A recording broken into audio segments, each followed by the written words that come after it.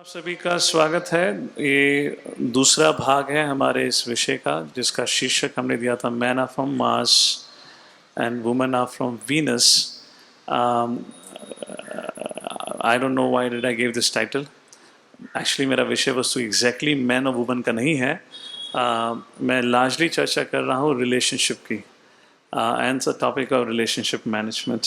All right, इस विषय को शुरुआत करते हैं। देखते हैं हमने पिछली बार क्या क्या चर्चा गई थी। जो पिछले सत्र में चर्चा हुआ था, अगर एक दृष्टिकोण से देखा जाए, पहले एपिसोड में हमने 3 प्रमुख चीज़ों पे बात करी थी।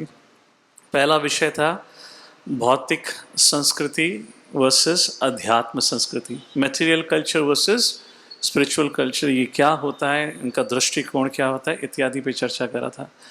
उस पे चर्चा करने के बाद हमने बात करी थी श्रीमद् भागवतम में ऐसे अनेक केस स्टडीज। प्रमुखता अब हमने बात करी थी man and women relationship, particularly husband and wife relationship. One of the topic of material culture versus spiritual culture was, मैंने पिछले सत्र में आपको शुरुआत में बताया था कि जिस प्रकार से हमारी एजुकेशन हुई है उसके अनुसार हमें बताया गया है कि हमारी संस्कृति में स्त्री और शिशु बच्चों के संग बहुत शोषण हुआ है। स्त्री के संग सती प्रथा रही है, दहेज प्रथा रही है, इत्यादि इत्यादि। तो ऐसा दृष्टिकोण दिया गया है कि हमारा कल्चर और सिविलाइजेशन हमेशा से स्त्रियों के खिलाफ रहा है, विरुद्ध रहा है। उसके बाद फिर शास्त्रों के दृष्टिकोण से कुछ ऐसे वचन भी आते हैं जहाँ स्त्रियों को कहा जाता है in hierarchy they are said to be of a lower nature. फिर उसके बाद चाणक्य पंडित के कुछ ऐसे वचन आते हैं। तो ऐसी बहुत सारी चीज़ें हैं। तो ये कि दृष्टिकोण पैदा कर देता है कि हमारी संस्कृति में तो स्त्रियों का शोषण हुआ है। और अगर देखा जाए उसी की स्थिति आज ये है। Of course if I make some statement, don't make it on a personal side, I am generalising it here because ये सेंसिटिव टॉपिक है। उसी का अगर नज़रिया देखें तो आज स्थिति ये बनी है, हर माँ बाप अपने बालिका को चाहते हैं पढ़ा लिख कर वह भी काम करे, और वो भी काम करे वो उस स्थिति में जब माँ ने खुद घर में रहकर गृहस्थी संभाली। Why suddenly there such a transition has happen, जहाँ खुद की माँ होम मेकर थी पर अब वो चाहती है कि उनकी बच्ची होम मेकर ना बने। उसको I mean so many cases you see, you know, the wife even doesn't know how to cook. You know, again I have no means for even, but I am just saying because उस दृष्टिकोण पे कभी जोर दिया नहीं गया और उनको भी एक समान पुरुष के समान, you know, this idea is men and women have to be equal. तो फिर हमने उस पहले विषय में हमने चर्चा करी थी कि यस, इक्वालिटी है, पर शरीर के ऊपर नहीं, इक्वालिटी है आत्मा के स्तर पर। शरीर के ऊपर मतभेद है, आदमी का शरीर, औरत का शरीर, और यही नहीं, अलग अलग जीव जंतु का अलग अलग प्रकार का शरीर होता है। भगवद गीता में भगवान श्री कृष्ण कहते हैं शरीर एक व्हीकल के समान है जिसमें आत्मा एक पैसेंजर के रूप बैठी है। और अगर वह व्हीकल मर्सिडीज बेंज का होगा तो जो व्हीकल की, या जो क्या कहेंगे व्हीकल को, गाड़ी, तो जो गाड़ी की क्षमता है उसके अनुसार ही पैसेंजर का एक्सपीरियंस मिलेगा। पैसेंजर की उतनी ही क्षमता है गाड़ी को तेज दौड़ाने की जितनी क्षमता वो गाड़ी उस पैसेंजर को उपलब्ध कराती है। अगर कोई बैलगाड़ी पे बैठा है तो वह 80 की स्पीड पे नहीं दौड़ सकता है, चाहे वो कितना ही कूदे, कितना ही डंडा वो बैल को मारे, पर बैल उतनी स्पीड नहीं ले सकता। उसी प्रकार से 84 लाख प्रकार के व्हीकल्स या मशीन उपलब्ध कराए जाते हैं संस्कृति के और प्रकृति के द्वारा। तो हर व्हीकल का एक अपना, हर वाहन का अपना एक उद्देश्य होता है। जैसे कि कुत्ता, जिस जीवात्मा को उस कुत्ते का शरीर मिला है उसको आप पकवान नहीं खिला सकते, उसको बोलना नहीं सिखा सकते, उसको भौंकना ही आता है, उसका स्वाभाविक या स्वभाव ही वैसा है, उसको आप बदल नहीं सकते।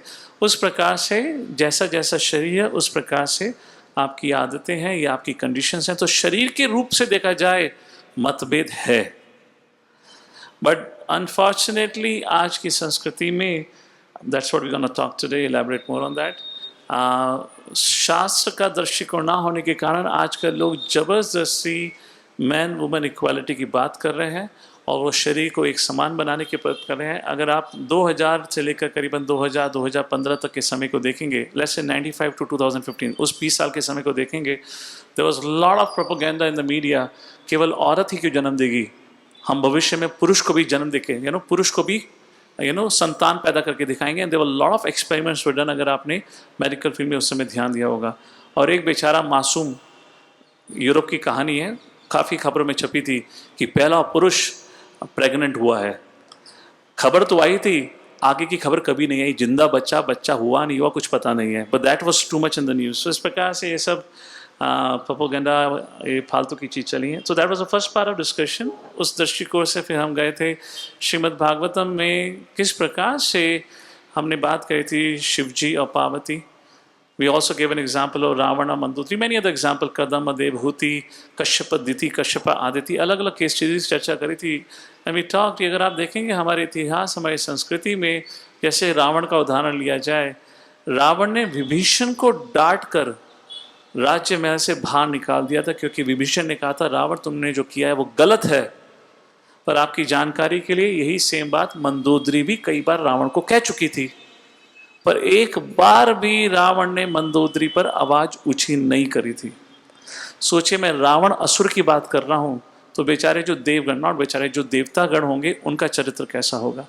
तो आप इतिहास में कोई भी उदाहरण देखेंगे, so in terms of responsibility, man and women had a sense of equal responsibilities and it was a culture of respect. वो समय के द्वारा, समय के अनुसार उसका नाश हुआ है, उसके बारे में हम आज थोड़ा रिफ्लेक्ट करेंगे। उसके बाद हमने तीसरा विषय जो था, ऑफ कोर्स मैंने केस स्टडीज़ पे विस्तार से चर्चा नहीं करी थी, मैंने सिर्फ बताए थे ऐसे उदाहरण हैं, आप उसको एक्सप्लोर कर सकते हैं। इसको मैं भविष्य में जरूर धीरे धीरे करके इस पर हम एक्सप्लोर करेंगे। तीसरा विषय था, हमने बताया था 5 चीज़ों के बारे में, किस प्रकार से भौतिक चेतना के अनुसार आपकी रिलेशनशिप्स होती हैं और कैसे अध्यात्म चेतना के अनुसार रिलेशनशिप होती है। कंपैटिबिलिटी और incompatibility versus compatibility, selfishness versus selflessness, know listening versus emphatic listening, ऐसे करके मैंने 5 पैरामीटर्स बताए थे। और कंपैटिबिलिटी, अध्यात्म दृष्टिकोण से कंपैटिबिलिटी का अर्थ क्या होता है, उसी प्रकार से एम्फेटिक लिसनिंग का अर्थ क्या होता है, कैसे किया जाता है, उसके उदाहरण, उस सब पे हमने चर्चा करी थी। End of course I was little quick, उन विषयों पे मैं काफ़ी जल्दी बात करी थी क्योंकि समय कम था। सो कभी भविष्य में उस पर चर्चा करेंगे। आज का विषय इनसे जुड़ा हुआ भी है, उनसे थोड़ा अलग भी है, पर आज का विषय वस्तु सिर्फ एक टॉपिक रहेगा, मैं बाकी टॉपिक्स पे नहीं जाऊंगा and will explore and look into details. Alright, quick recap, इसके अलावा एक फिलोसॉफिकली चेन ऑफ थॉट बनाने के लिए, जो पिछला सत्र था उसका जो मूल जो सत्र का जो एक द फाउंडेशन था, वह भगवद गीता का ये श्लोक आता है दूसरे अध्याय का 69, सेकंड चैप्टर 69 वर्स, कृपा करके पीछे दोहराएं। या निशा सर्वभूतानां तस्यां जागृति संयमी यस्यां जागृति भूतानि सा निशा पश्यतो मुनिः। इसका सरल भाषा में जो ट्रांसलेशन आता है, या निशा सर्वभूतानां, जब सभी जीवात्माओं के लिए रात का समय होता है, तस्याम जागृति संयमी, वही जो सेल्फ रियलाइज्ड व्यक्ति होता है उसके जागने का समय होता है। सो यस्याम जागृति भूतानि, जब सभी जीव जंतुओं का जागने का समय होता है, सा निशा पश्यतो मुनिः, जो मुनि होता है उसके लिए वह सोने का समय होता है। तो इट्स वेरी इंटरेस्टिंग, मैं पिछले कुछ समय से इस पर जोर दे रहा हूँ, पर्टिकुलरली हमारी कम्युनिटी के काफ़ी भक्तों का भक्ति शास्त्री हो गया है, और हमारी मानसिक चेतना इस प्रकार से है, हम एक बार कोई किताब पढ़ लेते हैं ना तो उसको बड़े कॉन्फिडेंटली पैक करके रख देते हैं, पढ़ लिया। अरे आप मैथमेटिक्स, फिजिक्स, केमिस्ट्री पढ़ने के बाद भी 10 बार रिवाइज किया करते थे एग्ज़ाम लिखने से पहले। भगवद गीता तो 10 जन्मों में भी समझना है, हमने ऊपर से पढ़ लिया है, करता है, समझ आ गया है, and we then will live very confident life as we have kind of understood. But interesting part with Vedic sciences, the discussion in Vedic sciences happens at many levels. तो जैसे पिछले सत्र का ये मूल धारा था, उसी प्रकार से आज के सत्र के लिए सिर्फ एक श्लोक मूल रहेगा भगवद गीता का, जिसके बेसिस पे हम पूरा चर्चा करेंगे। सो ये जो श्लोक है, एक तो ये बताता है कि जो दिन रात की चर्चा होती है, दूसरी चीज जो ये श्लोक बताता है, भौतिकवादी अध्यात्मवादी बाहरी रूप से एक समान दिखेंगे, कृत भी एक समान रहेगा, ऑफिस जाएंगे, घर में खाना बनेगा, सब कुछ एक समान होगा, परंतु उनकी चेतना में जमीन आसमान का अंतर होगा। उनके दृष्टिकोण में जमीन आसमान का अंतर होगा। और इस श्लोक के माध्यम से हमने बात करी थी भौतिक चेतना वर्सेस आध्यात्मिक चेतना। ये जो श्लोक है वह समझाता है भौतिक चेतना वाले जो व्यक्ति होते हैं उनका दृष्टिकोण, उनका जीवन एक राह की तरफ जा रहा होता है, और जो अध्यात्मवादी होते हैं उनका दृष्टिकोण पूर्णतः अलग होता है। हम इस पर चर्चा कर चुके हैं पिछले सत्र में, will not do it, I will give you synopsis. भौतिक संस्कृति के 3 मूल कहे जा सकते हैं, या 3 मेन फीचर्स कहा जा सकता है। सबसे पहला, हु एम आई, मैं कौन हूँ? मैं शरीर हूँ। मेरे जीवन का उद्देश्य क्या है? इंद्रियों का भोग करना। और क्या करना है? और what is your perspective about life? आपका जीवन के प्रति दृष्टिकोण क्या है? I am the controller, I am the proprietor, I am the enjoyer. सही है, गलत है? आप हो सकता है उतने भारी रूप से इसके बारे में ना सोचते हो, अगर आप थोड़ा ध्यान देंगे तो आपके अंतःकरण में यही ख्याल चलता है, मैं शरीर हूँ, मुझे शरीर को भोगना है या शरीर के माध्यम से दूसरों को भोगना है या शोषण करना है, और मेरे को अपने इंद्रिय तृप्ति का संरक्षण करना है, और सबको मेरी इंद्रिय तृप्ति के लिए योगदान देना है। अगर कोई मेरी इंद्रिय तृप्ति में बाधक बनेगा, then I will say get out from here. Yes और नो? अगर आज की संस्कृति वैसी होगी तो these are 3 main things we can say, ये है भौतिकवादी व्यक्ति की चेतना।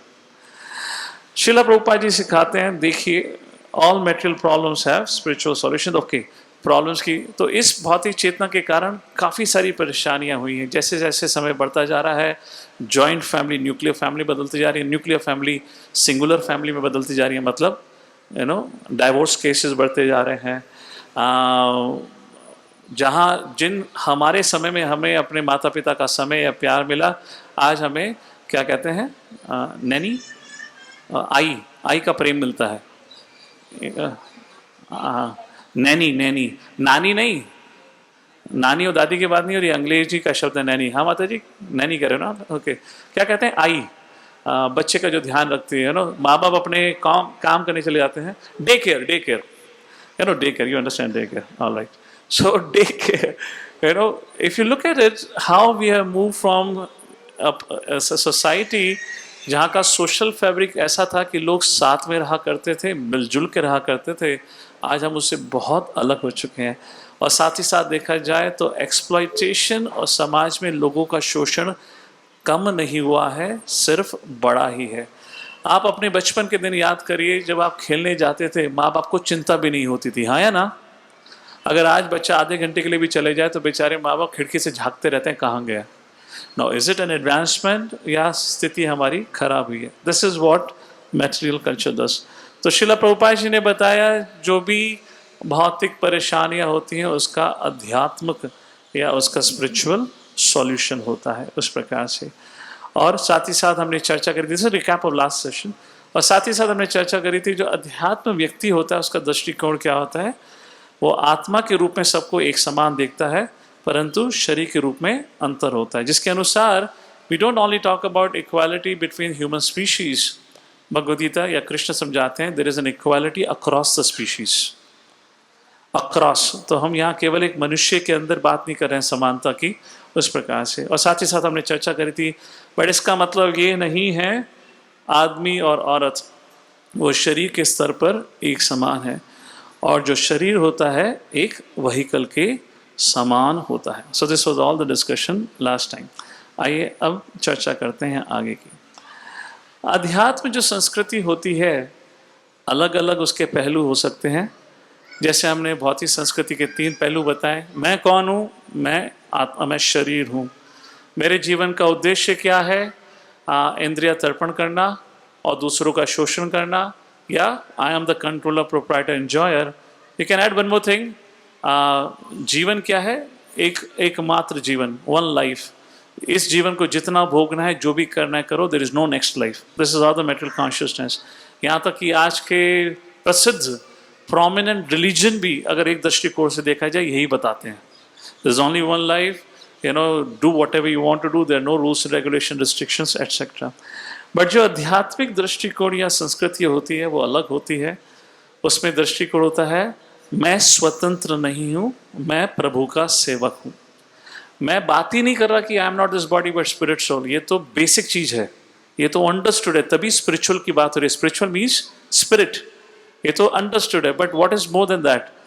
बात आती है कि मैं केवल एक आत्मा ही नहीं, मेरा और प्रभु का संबंध क्या है, भगवान कृष्ण है, मैं जीवात्मा भगवान का अंश हूं और भगवान का सेवक हूं। जीवन का उद्देश्य क्या है, भगवत धाम की प्राप्ति करनी, जैसे भगवद गीता बार बार उस पर एम्फेसाइज करता है। कृष्ण बाबा कहते हैं यद गत्वाना निवर्तन्ते तद्धाम परमम मम, और साथ ही साथ भगवद गीता और वैदिक साहित्य समझाते हैं ये जीवन केवल इकलौता जीवन नहीं है, अपने कर्म फलों के अनुसार आपको दोबारा जीवन जीना पड़ता है। तो ये कर्म फल का जो कॉन्सेप्ट है हमें हमारे एक्शंस के प्रति रिस्पॉन्सिबल बनाता है। गलत कर्म करोगे गलत फल मिलेगा, अच्छे कर्म करोगे अच्छे फल मिलेगा। आप चाहे यहाँ के लॉ सिस्टम या जस्टिस सिस्टम को धोखा दे सकते हो, परंतु भगवान के द्वारा बनाए हुए जस्टिस सिस्टम को धोखा नहीं दिया जा सकता। ये है हमारे दो बिल्कुल डिस्टिंक्ट वर्ल्ड व्यूज या दृष्टिकोण। तो आज का जो विषय रहेगा वो इसी मटेरियल कल्चर और स्पिरिचुअल कल्चर को लेकर रहेगा और इसका असर क्या पड़ता है। तो आइए अब चर्चा शुरू करते हैं। हमने पिछले सत्र में I just for a second talked about hierarchy. मैंने हायरार्की पे चर्चा नहीं करी थी, आज मैं करना चाहूँगा। Hierarchy is a Greek word. ये जो शब्द आया इंग्लिश में हायरार्की, इंग्लिश हिंदी में क्या कहते हैं आप समझ जाओ अपने आप ही, आई डोंट नो। सो ये हायरार्की जो वर्ड है ये इज़ अ ग्रीक वर्ड। उस शब्द का अर्थ ही होता है divine order, is a divine order. उसी प्रकार से इस भौतिक दृष्टिकोण या भौतिक संस्कृति का भी अपना एक ऑर्डर होता है। वह ऑर्डर किस प्रकार से होता है, हर व्यक्ति संघर्ष कर रहा है to rise up the ladder, and this is called as man made social order, जहाँ हमारे द्वारा ही इस प्रकार से एक ये संरक्षण किया गया है कि कैसे मनुष्य साथ में रह सकते हैं, किस प्रकार की संस्कृति होनी चाहिए। और इस संस्कृति में देखा जाए भगवान, there is no god anywhere on the ladder. इस हायरार्की में भगवान कहीं पे भी नहीं है, भगवान को माइनस कर दिया गया है और हर समय सिर्फ एक ही संघर्ष बना रहता है, मैं कैसे आगे बढ़ूं। Now what else can you think about this hierarchy. ये है या नहीं जहाँ हर कोई संघर्ष करता है कि मैं आगे बढ़ूं आगे बढ़ूं। What else can you say about this hierarchy or this system or this order? और क्या देखने को मिलता है इसमें, क्या दृष्टिकोण रहता है व्यक्ति का जिस प्रकार ये चेतना आपको दिखाई गई है यहाँ पर। What else? Dominate others, ये कहने का तात्पर्य है कि आप जितने आगे बढ़ेंगे उतने लोगों पे आप डोमिनेट कर सकते हैं। Okay, What else? पर ऊपर चढ़ने वाला कभी ये नहीं सोचता कि वो नीचे गिरेगा, वो छोड़िए। What else this system teaches you? Raise your hand so we can hear. Of name, fame and recognition. It's a range. Race. आप जितने आगे बढ़ोगे आपका पूजा लाभ प्रतिष्ठा बढ़ेगा, आपके दुश्मन भी उतने बढ़ेंगे। खैर पूजा लाभ, this are all superficial. What else? Actually चेतना में क्या चल रहा है, क्यों हर व्यक्ति मैन मेड सोशल ऑर्डर, बताइए। और क्या रहता है, चेतना क्या रहती है। हम जितना सोशल लैडर में ऊपर जाते जाएंगे उतना हम नीचे के लोगों को ज़्यादा लोगों को एक्सप्लॉइट कर सकेंगे, और जितना ऊपर जाएंगे उतना बाकी लोगों से कम एक्सप्लॉइट होंगे। It's a pretty interesting point. Generally आप देखेंगे कोई ये नहीं सोचेगा कि मैं आगे बढ़ूंगा तो दूसरों का शोषण करूंगा, पर वो करता क्या है, वो करता वही है। जितना आगे बढ़ूंगा, अगर आप ये नहीं सोचते कि मैं आगे बढ़ूंगा उतने लोगों का शोषण करूंगा, पर आप इतना तो समझते हैं मैं जितना आगे बढ़ूंगा उतना कम शोषण होगा। यस और नो, एटलीस्ट मेरा काम। पर साथ ही साथ आप नीचे के संग भी वही करने वाले हैं जो आपको ऊपर से मिला था। What else this man made order defines. हमारी पैदाइश, हमारी सारी एजुकेशन इसी सिस्टम से हुई है, और दुख की बात यह है हम इसी चेतना को लेकर आध्यात्मिक जीवन में आ गए हैं। अब अध्यात्म जीवन में हम भगवान का नाम लेने का प्रयत्न कर रहे हैं, पर हमारी चेतना में भी अंतर नहीं आया है। हमारी आशा अभी भी बनी पड़ी है, अगर मैं अब स्पिरिचुअल सोसाइटी में आगे प्रगति करके मुझे नेम पोजीशन मिलेगी तो मैं भगवान के नज़दीक पहुंचूंगा। और वही चेतना लेकर हम आते हैं। क्यों? क्योंकि हमारे संग बाहर की समाज में कुछ ना कुछ ऐसे एक्सपीरियंस रहे हैं, हमें लगता है कि अगर हम नीचे बन के बने रहे तो हमारे संग शोषण होता ही रहेगा। So the idea of this order और द सिस्टम इज, आप जीवन को तभी इंजॉय कर पाओगे जितना आप इस लैडर में आगे बढ़ोगे। अगर आपको सुख शांति का जीवन जीना है तो आपको सबसे ऊपर पहुंचना है। क्यों? तब आपको कोई आदेश देने वाला नहीं, आपका कोई शोषण करने वाला नहीं है। अब आप जो चाहो नीचे के व्यक्ति के संग कर सकते हो, करवा सकते हो। इसी को कहते हैं जीवन की सफलता। How many of you agree this actually exist in the outside world? Please raise your hand. हम जो पढ़ लिख कर आए हैं हमें यही दृष्टिकोण दिया गया है, आगे बढ़ो। कितनों को भी आप क्या कहते हैं ना, और stamp them and move forward, कुचल कर जाना डजंट मैटर। इसलिए श्रील प्रभुपाद जी कहते हैं, ये श्रीमद् भागवतम 7वां स्कंद 3रा अध्याय 21वां श्लोक है। मैं आपको उसका रेफरेंस बताता हूँ क्या हो, पहले पढ़ लेते हैं प्रभुपाद क्या कहते हैं। प्रभुपाद कहते हैं, in this material world a servant is provided for by the master but is always planning how to capture the master's post। कहने का तात्पर्य है, प्रभुपाद कहते हैं, चाहे प्रभु या मालिक कितना ही अपने सेवक के लिए कितना कुछ क्या ना कर ले, पर सेवक का दृष्टिकोण सिर्फ एक ही रहता है, मैं कब मालिक बनूंगा। और ये कॉन्वर्जेशन और ये जो पॉइंट प्रभुपाद जी लिख रहे हैं, ये उस संदर्भ में लिख रहे हैं जब हिरण्यकाशिपु तपस्या करने के लिए जाता है और तब देवतागण घबरा कर ब्रह्मा जी के पास जाते हैं। ब्रह्मा जी को बोलते हैं, आपको पता है हिरण्यकाशिपु क्यों तपस्या कर रहा है? वह आपको प्रसन्न करने की इच्छा से गया है, ताकि वह आपको प्रसन्न करके वरदान प्राप्त कर सके, जिसके माध्यम से वह आपकी गद्दी को हड़प सके। So all his endeavours to please Brahma was to deprive Brahma of his position। और उस जगह प्रभुपाद जी कहते हैं, this is a classic material life. और उदाहरण के रूप में प्रभुपाद जी तात्पर्य में कोट करते हैं सुबुद्धि राय और मोहम्मदन सर्वेंट का।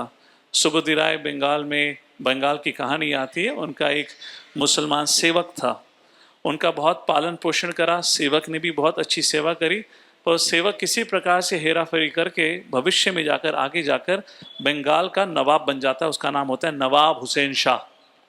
तो बचपन में जब वो छोटा था, तो जब वो सेवक था सुबुद्धि राय का, उसने कुछ गलती करी थी जिसके कारण सुबुद्धि राय ने उसकी पिटाई करी थी, जिस कारणवश उसके कमर में छोटा सा मार्क था या खरोच आ गई थी।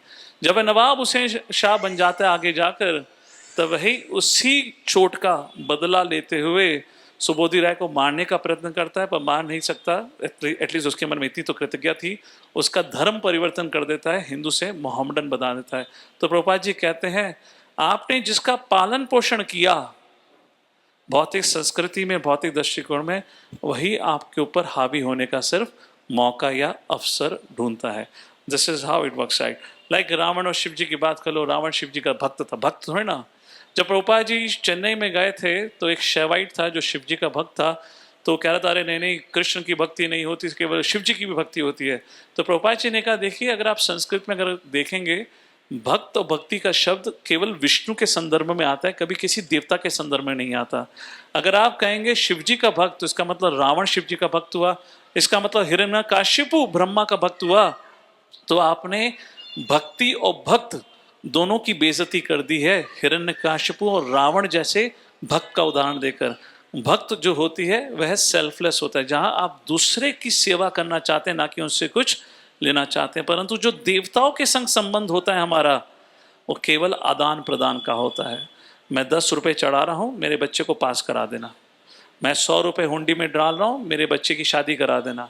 1000 रुपये डाल रहा हूँ, वीज़ा दिलवा देना। यस और नो साउंड्स फेमिलियर? हम मंदिर में जाके वो क्या कहते हैं, वो डोनेशन हुंडी में चवन्नी तो ऐसे डालकर आते हैं, भगवान जी चवन्नी इकट्ठा करने के लिए बैठे हैं वहाँ पर। I mean, have you ever wondered what goes on with our consciousness? How do we function in this society like that? तो इस प्रकार से ये है भौतिक संस्कृति and like this. So ये है हमारा materialistic civilization। हमारा बैकग्राउंड दुर्भाग्यपूर्ण वैसा ही रहा है। अब भगवान ने सारे नियम बनाए हैं।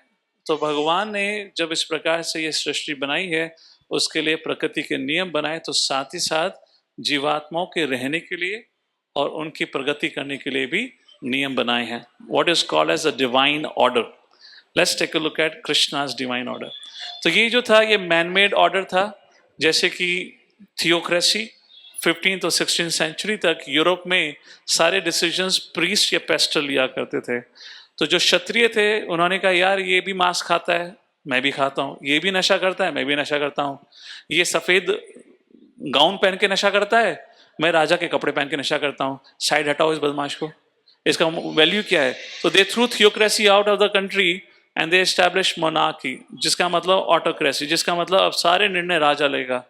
वो रहा करीबन 150 साल तक यूरोप में राज। This is from mid 16th century up to the almost 1750, almost 100 years approximately रहा।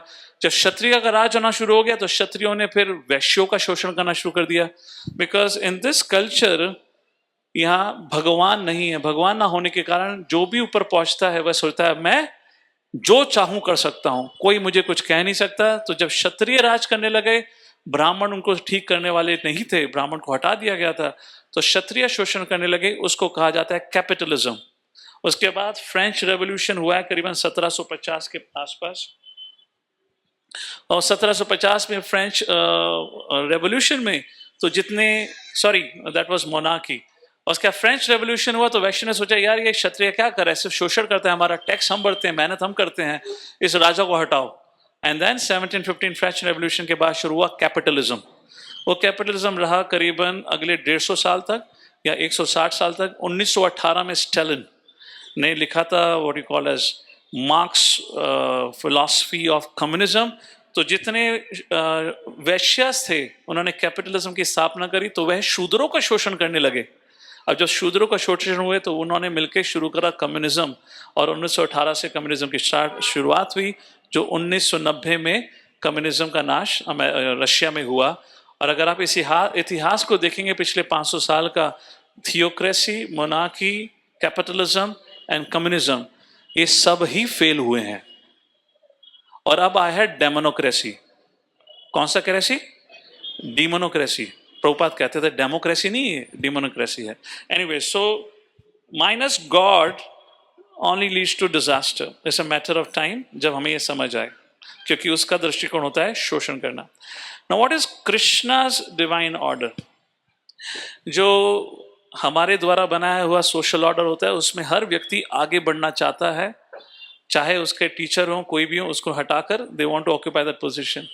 But what happens in Krishna's system? भगवान को बताया गया स्वराट अभिघ्नः, fully independent, he is a supreme personality of Godhead. तो जो स्पिरिचुअल सोसाइटी जो एक्चुअली इस्कॉन को होना चाहिए, we are struggling with that, is on our attempts to become like that, but what we should ideally be should be centered around Krishna. मतलब there is top position has already been taken away. अब ये जो system है top to down is not a system of exploitation. तो जैसे मैंने बताया कि आपने देखा होगा साहित्य में, संस्कृति में या शास्त्र में उल्लेख आता है, अगर पुरुष और स्त्री के संबंध में आता है तो कहा जाता है lady is on the lower order, man is on a higher order. उस प्रकार से यहाँ पे हायर और लोअर ऑर्डर का अर्थ वैसा नहीं है जो भौतिक अर्थ होता है। I'll come back to the higher and lower order. यहाँ पे टॉप टू बॉटम जो अप्रोच होता है वो शोषण का नहीं होता है, वो होता है प्रोटेक्शन। जो जितना ऊपर होगा वह उतना प्रोटेक्शन देगा अपने नीचे के लोगों को। और सही बताऊं तो लोगों का संरक्षण करना, प्रोटेक्शन करना, देयर इज नो फन, क्योंकि ये पूरा जो सिस्टम है ये वॉलंटरी सिस्टम है। यहाँ पे आपको जो ये स्थिति दी जाती है, आपको बड़ों के आदेश पे स्थिति दी जाती है, पोजीशन दी जाती है, ये आपके लिए बर्डन ऑफ लव है। आप जिन लोगों का ध्यान रखने वाले हैं या ध्यान रखेंगे, उनमें से मैक्सिमम लोग कभी आपके लिए प्रति कृतज्ञता भी प्रकट नहीं करेंगे, साथ ही साथ उनमें से अधिकतर लोग तो यही कहेंगे आपने कुछ हमारे लिए किया ही नहीं, और बचे कुछ छोड़कर भी चले जाएंगे। शायद ही कुछ ऐसा होगा जो आपके प्रति रुक कर कभी ये कहेगा थैंक यू, आपने मेरे जीवन में कुछ करा है। येट यहाँ पर जो व्यक्ति होता है उसको अपनी रिस्पॉन्सिबिलिटी का पालन करना होता है। तो यहाँ पे rising up the ladder is no fun, rising up the ladder is no enjoyment, because system के अनुसार आप शोषण नहीं, आपको उनका मार्गदर्शन और प्रोटेक्शन करना है। आप मार्गदर्शन और प्रोटेक्शन तभी दे सकते हैं जब आप मार्गदर्शन और प्रोटेक्शन देने लायक हो, मतलब आप उसके क्वालिफाइड हो। क्योंकि अगर आप उसके लायक नहीं हैं तो सामने वाला व्यक्ति आपसे मार्गदर्शन लेगा ही नहीं। तो जैसे कि अर्जुन, कृष्ण अर्जुन को नहीं कहते अर्जुन मैं तुम्हारा गुरु हूं, कृष्ण को वो स्थिति अर्जुन ने दी प्रभु शिष्यस्याम साधिमाम त्वाम प्रपन्नम, मैं आपको अपना गुरु मानता हूं, अब आप मुझे आदेश दें. That is how this spiritual order Krishna's system functions like this, जहां पे हमें प्रोटेक्शन के अनुसार चला जाता है, या that's the idea of giving protection here.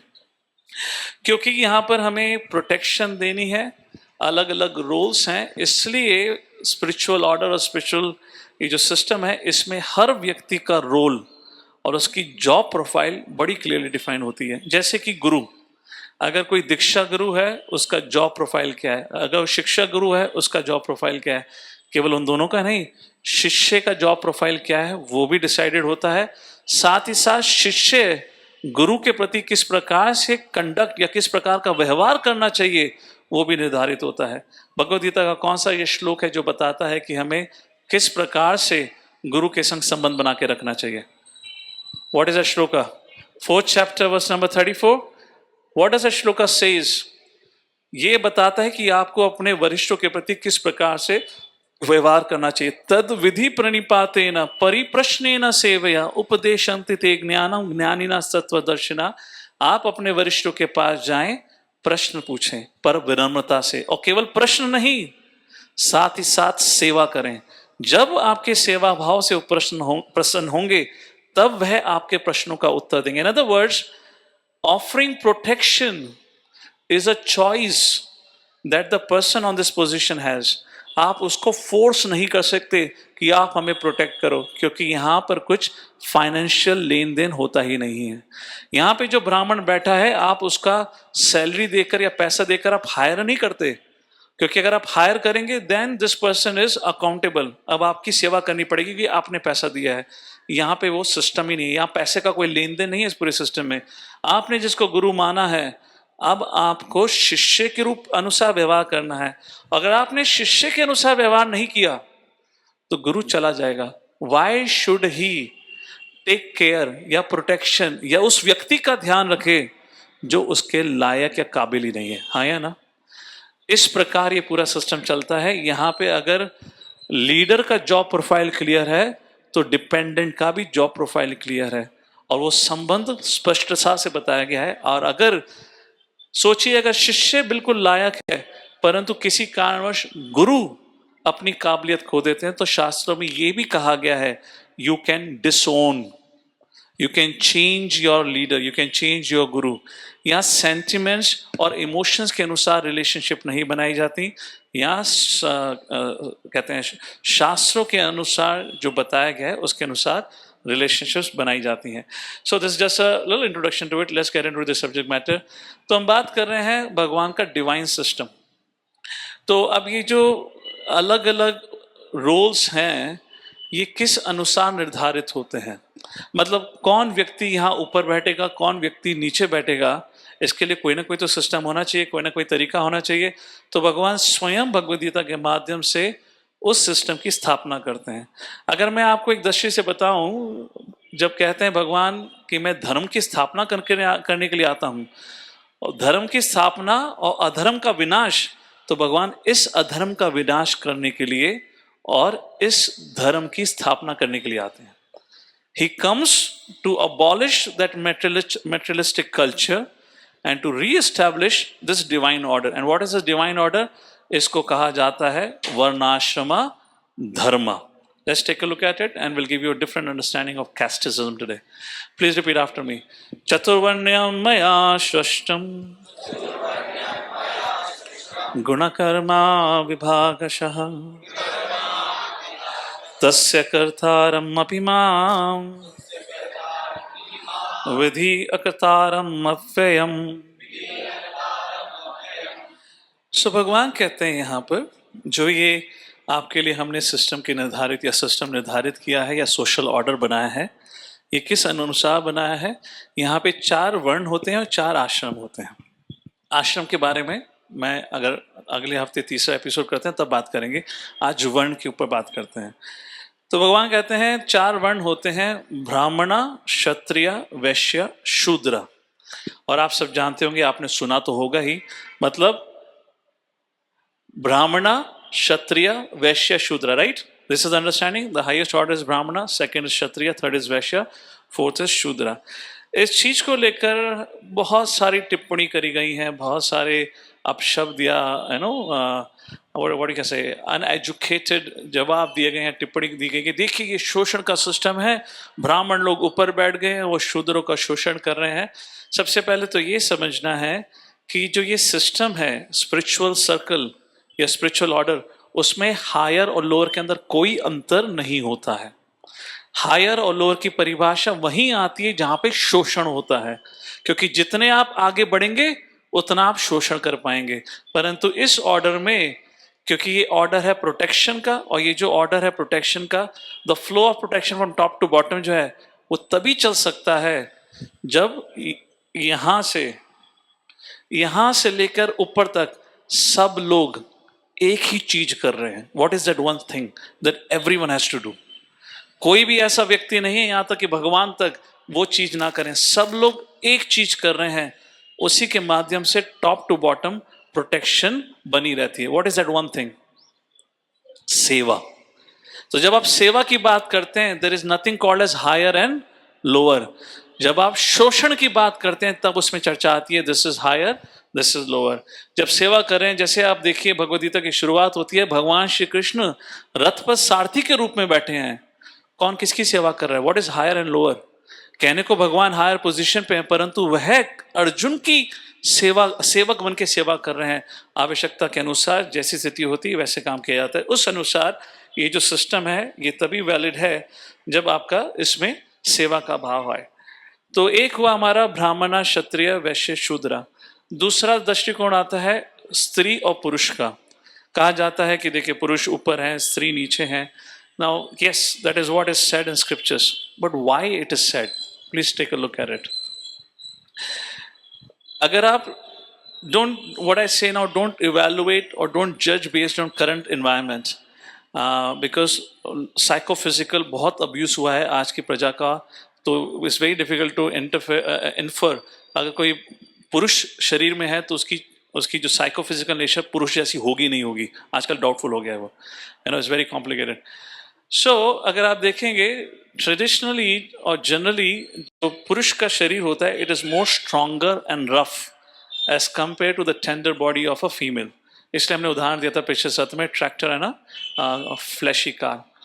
केवल पुरुष का जो बाहरी शरीर होता है वही कठोर नहीं होता, साथ ही साथ जो उसका सूक्ष्म शरीर होता है वो भी कठोर होता है। कठोर मतलब स्ट्रांग होता है। Why? Man traditionally is more rational than emotional. माताएं जो होती हैं कहा जाता है कोमल। क्यों? क्योंकि वह ज्यादा इमोशनल होती हैं, कम रेशनल होती हैं। Again please do not get into body consciousness. आप शरीर नहीं आत्मा है, उस तरह से सुनेंगे तो आप मुझे गाली नहीं देंगे, वरना बोलेंगे ये तो यहाँ पे भेदभाव हो रहा है, हमें इमोशनल बोल दिया, हम भी कोई कम कठोर नहीं है। घर में पूछो पता चलेगा कौन कठोर है, यू नो। सो ऐसे वैसे नहीं होना चाहिए। we are starting a conversation from the platform. You're not the body but the spirit. So okay, it's a mixed audience, so I have to take care of it. I don't want people to misunderstand me. So बाहरी शरीर and the सूक्ष्म शरीर पुरुष का strong है, rough and tough है, whereas in the case of a female both are tender, emotional, soft and emotional like that. अगर आप देखेंगे, look from the point of view of the divine और सिस्टम, इस प्रकार का अगर आप देखेंगे ये बहुत इंटरेस्टिंग रूप से बनाया गया है। पुरुष की ट्रेडिशनली जो रिस्पॉन्सिबिलिटी रही है is to step out of the comfort of the home and face the ugly world. बाहर जाके समाज के बीच में रहो, संघर्ष करो और घर को मेंटेन करने के लिए धनराशि इकट्ठा करके घर वापस आओ। और वह पुरुष घर पे आकर फिर अपने डिपेंडेंस का संरक्षण मतलब प्रोटेक्शन। अगर आप उस दृष्टिकोण से देखें तो पुरुष ऊपर हुआ, स्त्री उस प्रकार से प्रोटेक्शन के अंडरस्टैंडिंग से नीचे हुई, right? She is receiving protection. Now look it this way. Yes, externally the man goes out, he struggles, he comes back, he offers protection. मैं आपको सत्र के शुरुआत में ही कह चुका था, रावण ने विभीषण को डांट कर भगा दिया पर मंदोदरी पे कभी आवाज नहीं उठाई। रावण ने भी नहीं करा कभी ऐसा। धृतराज शांत रहा जब दुर्योधन ने विदुरा को धक्के मार के निकाल दिया। वो धृतराज विदुर पे भी गुस्सा कर जाता था, पर कभी अपनी गंधारी अपनी पत्नी पर गुस्सा नहीं किया। जब वही एडवाइस जो विदुर ने दी जब वो गंधारी धृतराज को देती थी। मतलब there was a culture of some incredible respect among each other. The idea is men in a married life, you want to talk about in that way, let's put it this way, not in married life, ये पूरा system है ब्राह्मण क्षत्रिय वैश्य शूद्र, ये जो भगवान ने system बनाया है is a system of mutual dependency. हर वर्ग में व्यक्ति दूसरे वर्ग पर हमेशा निर्भर रहता है, कोई इंडिपेंडेंटली काम ही नहीं कर सकता। अगर यहाँ पे केवल ब्राह्मण ही रहेंगे, नो क्षत्रिय वैश्य शूद्र, आपका समाज नहीं चल सकता। ब्राह्मणों की रक्षा क्षत्रिय करते हैं, ब्राह्मणों का पालन पोषण वैश्य करते हैं और ब्राह्मणों की सेवा शूद्र करते हैं। इस प्रकार से सबकी एक ऊपर डिपेंडेंसी रहती है। उसी प्रकार से पुरुष का बाहर जाके संघर्ष करना, धन संपत्ति कमाकर घर पे वापस आकर घर की रक्षा करना, ये तभी पॉसिबल है जब उसको रेगुलरली इंस्पिरेशन मिलेगी कि मैं बाहर जाके संघर्ष करूं। अदरवाइज वो व्यक्ति सोचेगा इतना संकट है मैं क्यों करूं, let me leave it, I will not do it. इसलिए बताया गया है, there is a very famous sociologist, I am not gonna quote those stories, those case studies now here. उनके अनुसार he studied, he is an American sociologist, Green Welder is his name if I am correct. उन्होंने book लिखी है social psychology ऐसे करके। उन्होंने 1950 से लेकर 1990 तक के काल को पढ़ा। उन्होंने बताया 1950 तक हमारे अमेरिकन कल्चर में कम से कम 80% से अधिक लोगों का शादी होता था और डाइवोर्स रेट भी बहुत कम था। 1950 से 1990 तक आते आते 80% उल्टा हो गया। अब लोग शादी नहीं करते और जो बेचारे शादीशुदा हैं वो शादी में टिक नहीं पाते। And then he said, because now the divorce rate is high, now marriages are not happening, crime rate have increased tremendously. And वो निष्कर्ष निकालते हैं अगर पुरुष, because he has a strong nature, अगर उसको राइट डायरेक्शन में या मार्गदर्शन देने के लिए, if he doesn't have a right inspiration behind, वह अपनी क्षमता का गलत दुरुपयोग करता है या गलत उपयोग करता है, sorry for that, you know he will misuse it.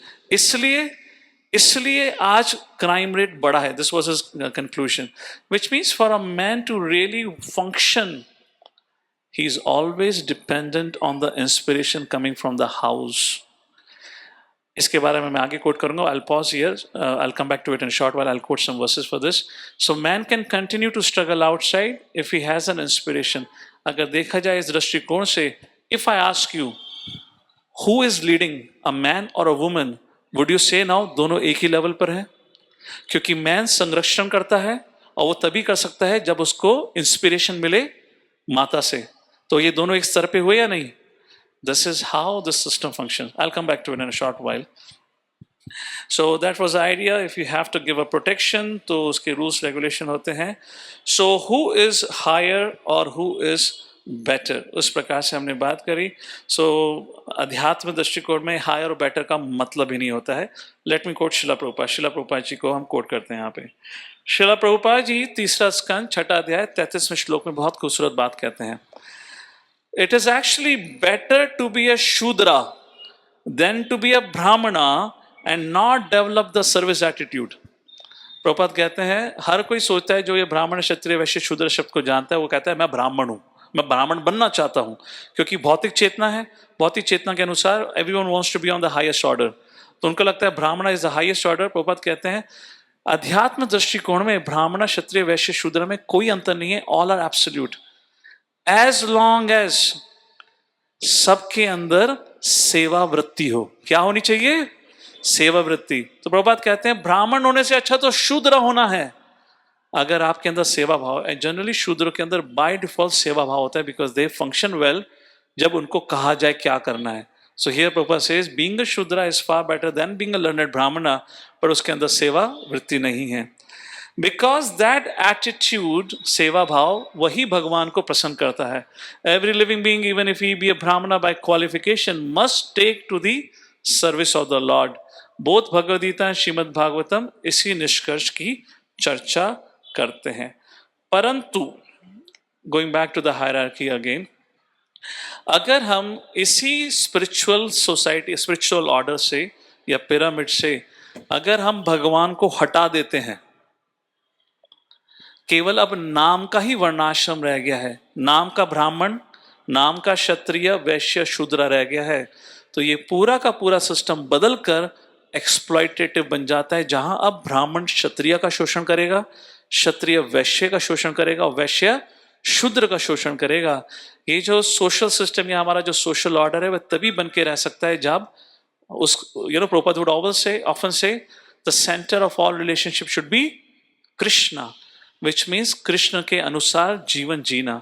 जब हमने भगवान को हटा दिया तो केवल ये जो हमने आपको स्पिरिचुअल ऑर्डर दिखाया था, केवल एक ये बाहरी रूप से स्पिरिचुअल ऑर्डर रहेगा, परंतु अब इसमें पूर्णतः शोषण होगा।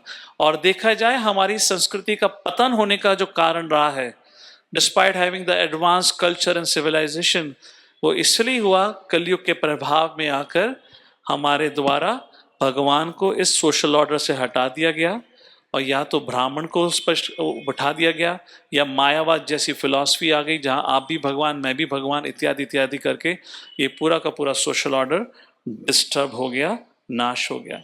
सो material conditioning versus Krishna's divine order. तो जब भगवान का जो सिस्टम हमने बताया चतुर्वर्ण्य माया सिस्टम, उसमें बड़ा कौन है छोटा कौन है कोई मतलब ही नहीं बनता, क्योंकि सब सेवा कर रहे हैं।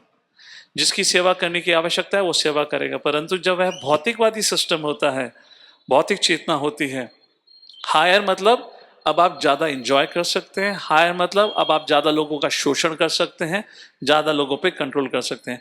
लोअर मतलब अब आपको you will be trampled, you will be exploited. तो इसलिए उस प्रकार से हायर और लोअर का चर्चा होता है। एंड इसलिए ये जो मेटेरियलिस्टिक सिविलाइजेशन या मेटेरियलिस्टिक कल्चर जो है वो कुछ नहीं, केवल एक शोषण का रास्ता या शोषण का मार्ग है। यहाँ पे हर समय किसी ना किसी का सिर्फ शोषण हो रहा है। इसलिए प्रभुपाद कहते हैं अगर अब हम सब इसी ही सिस्टम से आए हैं, अब हम सिस्टम से आके हमने भगवद गीता पढ़ ली, हम नाम जप कर रहे हैं, हमें ये पता चल गया कृष्ण भगवान है, हमें पता चल गया हम कृष्ण के सेवक हैं, परंतु कहानी अभी भी पूर्ण नहीं हुई है। ये तो केवल कहानी का एक ट्रेलर है, कहानी की डिटेल्स अभी बहुत मिसिंग है। उस डिटेल्स पे अब हम थोड़ा आगे चर्चा करेंगे। ये व्यक्ति के जानने के बाद भी कृष्ण भगवान है, मैं उनका सेवक हूं, हमारे जीवन में परिवर्तन अधिक क्यों नहीं होता, हमारी चेतना का विकास क्यों नहीं होता, हम अभी भी संघर्ष क्यों कर रहे होते हैं। Will talk about it now for that. सो यहाँ पर प्रभुपाद जी कहते हैं अगर आपको इस भौतिकवादी चेतना से ऊपर उठकर अध्यात्म चेतना में या अध्यात्म चेतना का विकास करना है, श्रीला प्रभुपाद 5वां स्कंद 5वां अध्याय पहले श्लोक के तात्पर्य में लिखते हैं, We should act according to the superior advice in order to attain eternal happiness and go back to Godhead. हमें हमारे जीवन के जितने भी निर्णय होते हैं वह सब हमें अपने वरिष्ठों के संग उसके सलाह मशवरा करके ही उन निर्णय को लेना चाहिए। तो ये जो भगवान का सिस्टम है उसमें सिर्फ एक व्यक्ति स्वतंत्र है जिसको कहा जाता है भगवान, बाकी सब भगवान और अपने वरिष्ठों के ऊपर निर्भर रहकर उनसे मार्गदर्शन लेकर अपने जीवन में प्रगति करते हैं। और जो भौतिकवादी संस्कृति है उसमें हर व्यक्ति स्वतंत्र बनना चाहता है और दूसरों का शोषण करना चाहता है। This is how it all works. और अगर आप इस चीज को समझना चाहें तो हम उदाहरण ले सकते हैं अर्जुन का। वह स्वयं इतने महान थे, पर जब उनके जीवन में संशय आया तो उन्होंने ये नहीं सोचा कि मैं अपने आप उसका निष्कर्ष निकालूंगा। What did Arjuna do? He sought a senior's advice. What did he do? He took a shelter of a senior. And Arjun कहते हैं कार्पण्य दोषोपहता स्वभावा पृच्छामि त्वां धर्म समूढचेतः यश्रेयस्यान्वेषितं ब्रूहि तन्मे। Let it loudly please. शिष्यस्तेऽहं साधिमां त्वां प्रपन्नम्। अर्जुन के जीवन में संशय आता है, वो कृष्ण के चरण कमल पकड़ लेते हैं, बोलते हैं प्रभु मेरा मार्गदर्शन करो, मुझे नहीं पता सही क्या है गलत क्या है, श्रेय सबसे सर्वश्रेष्ठ जो है मेरे लिए आप बताइए।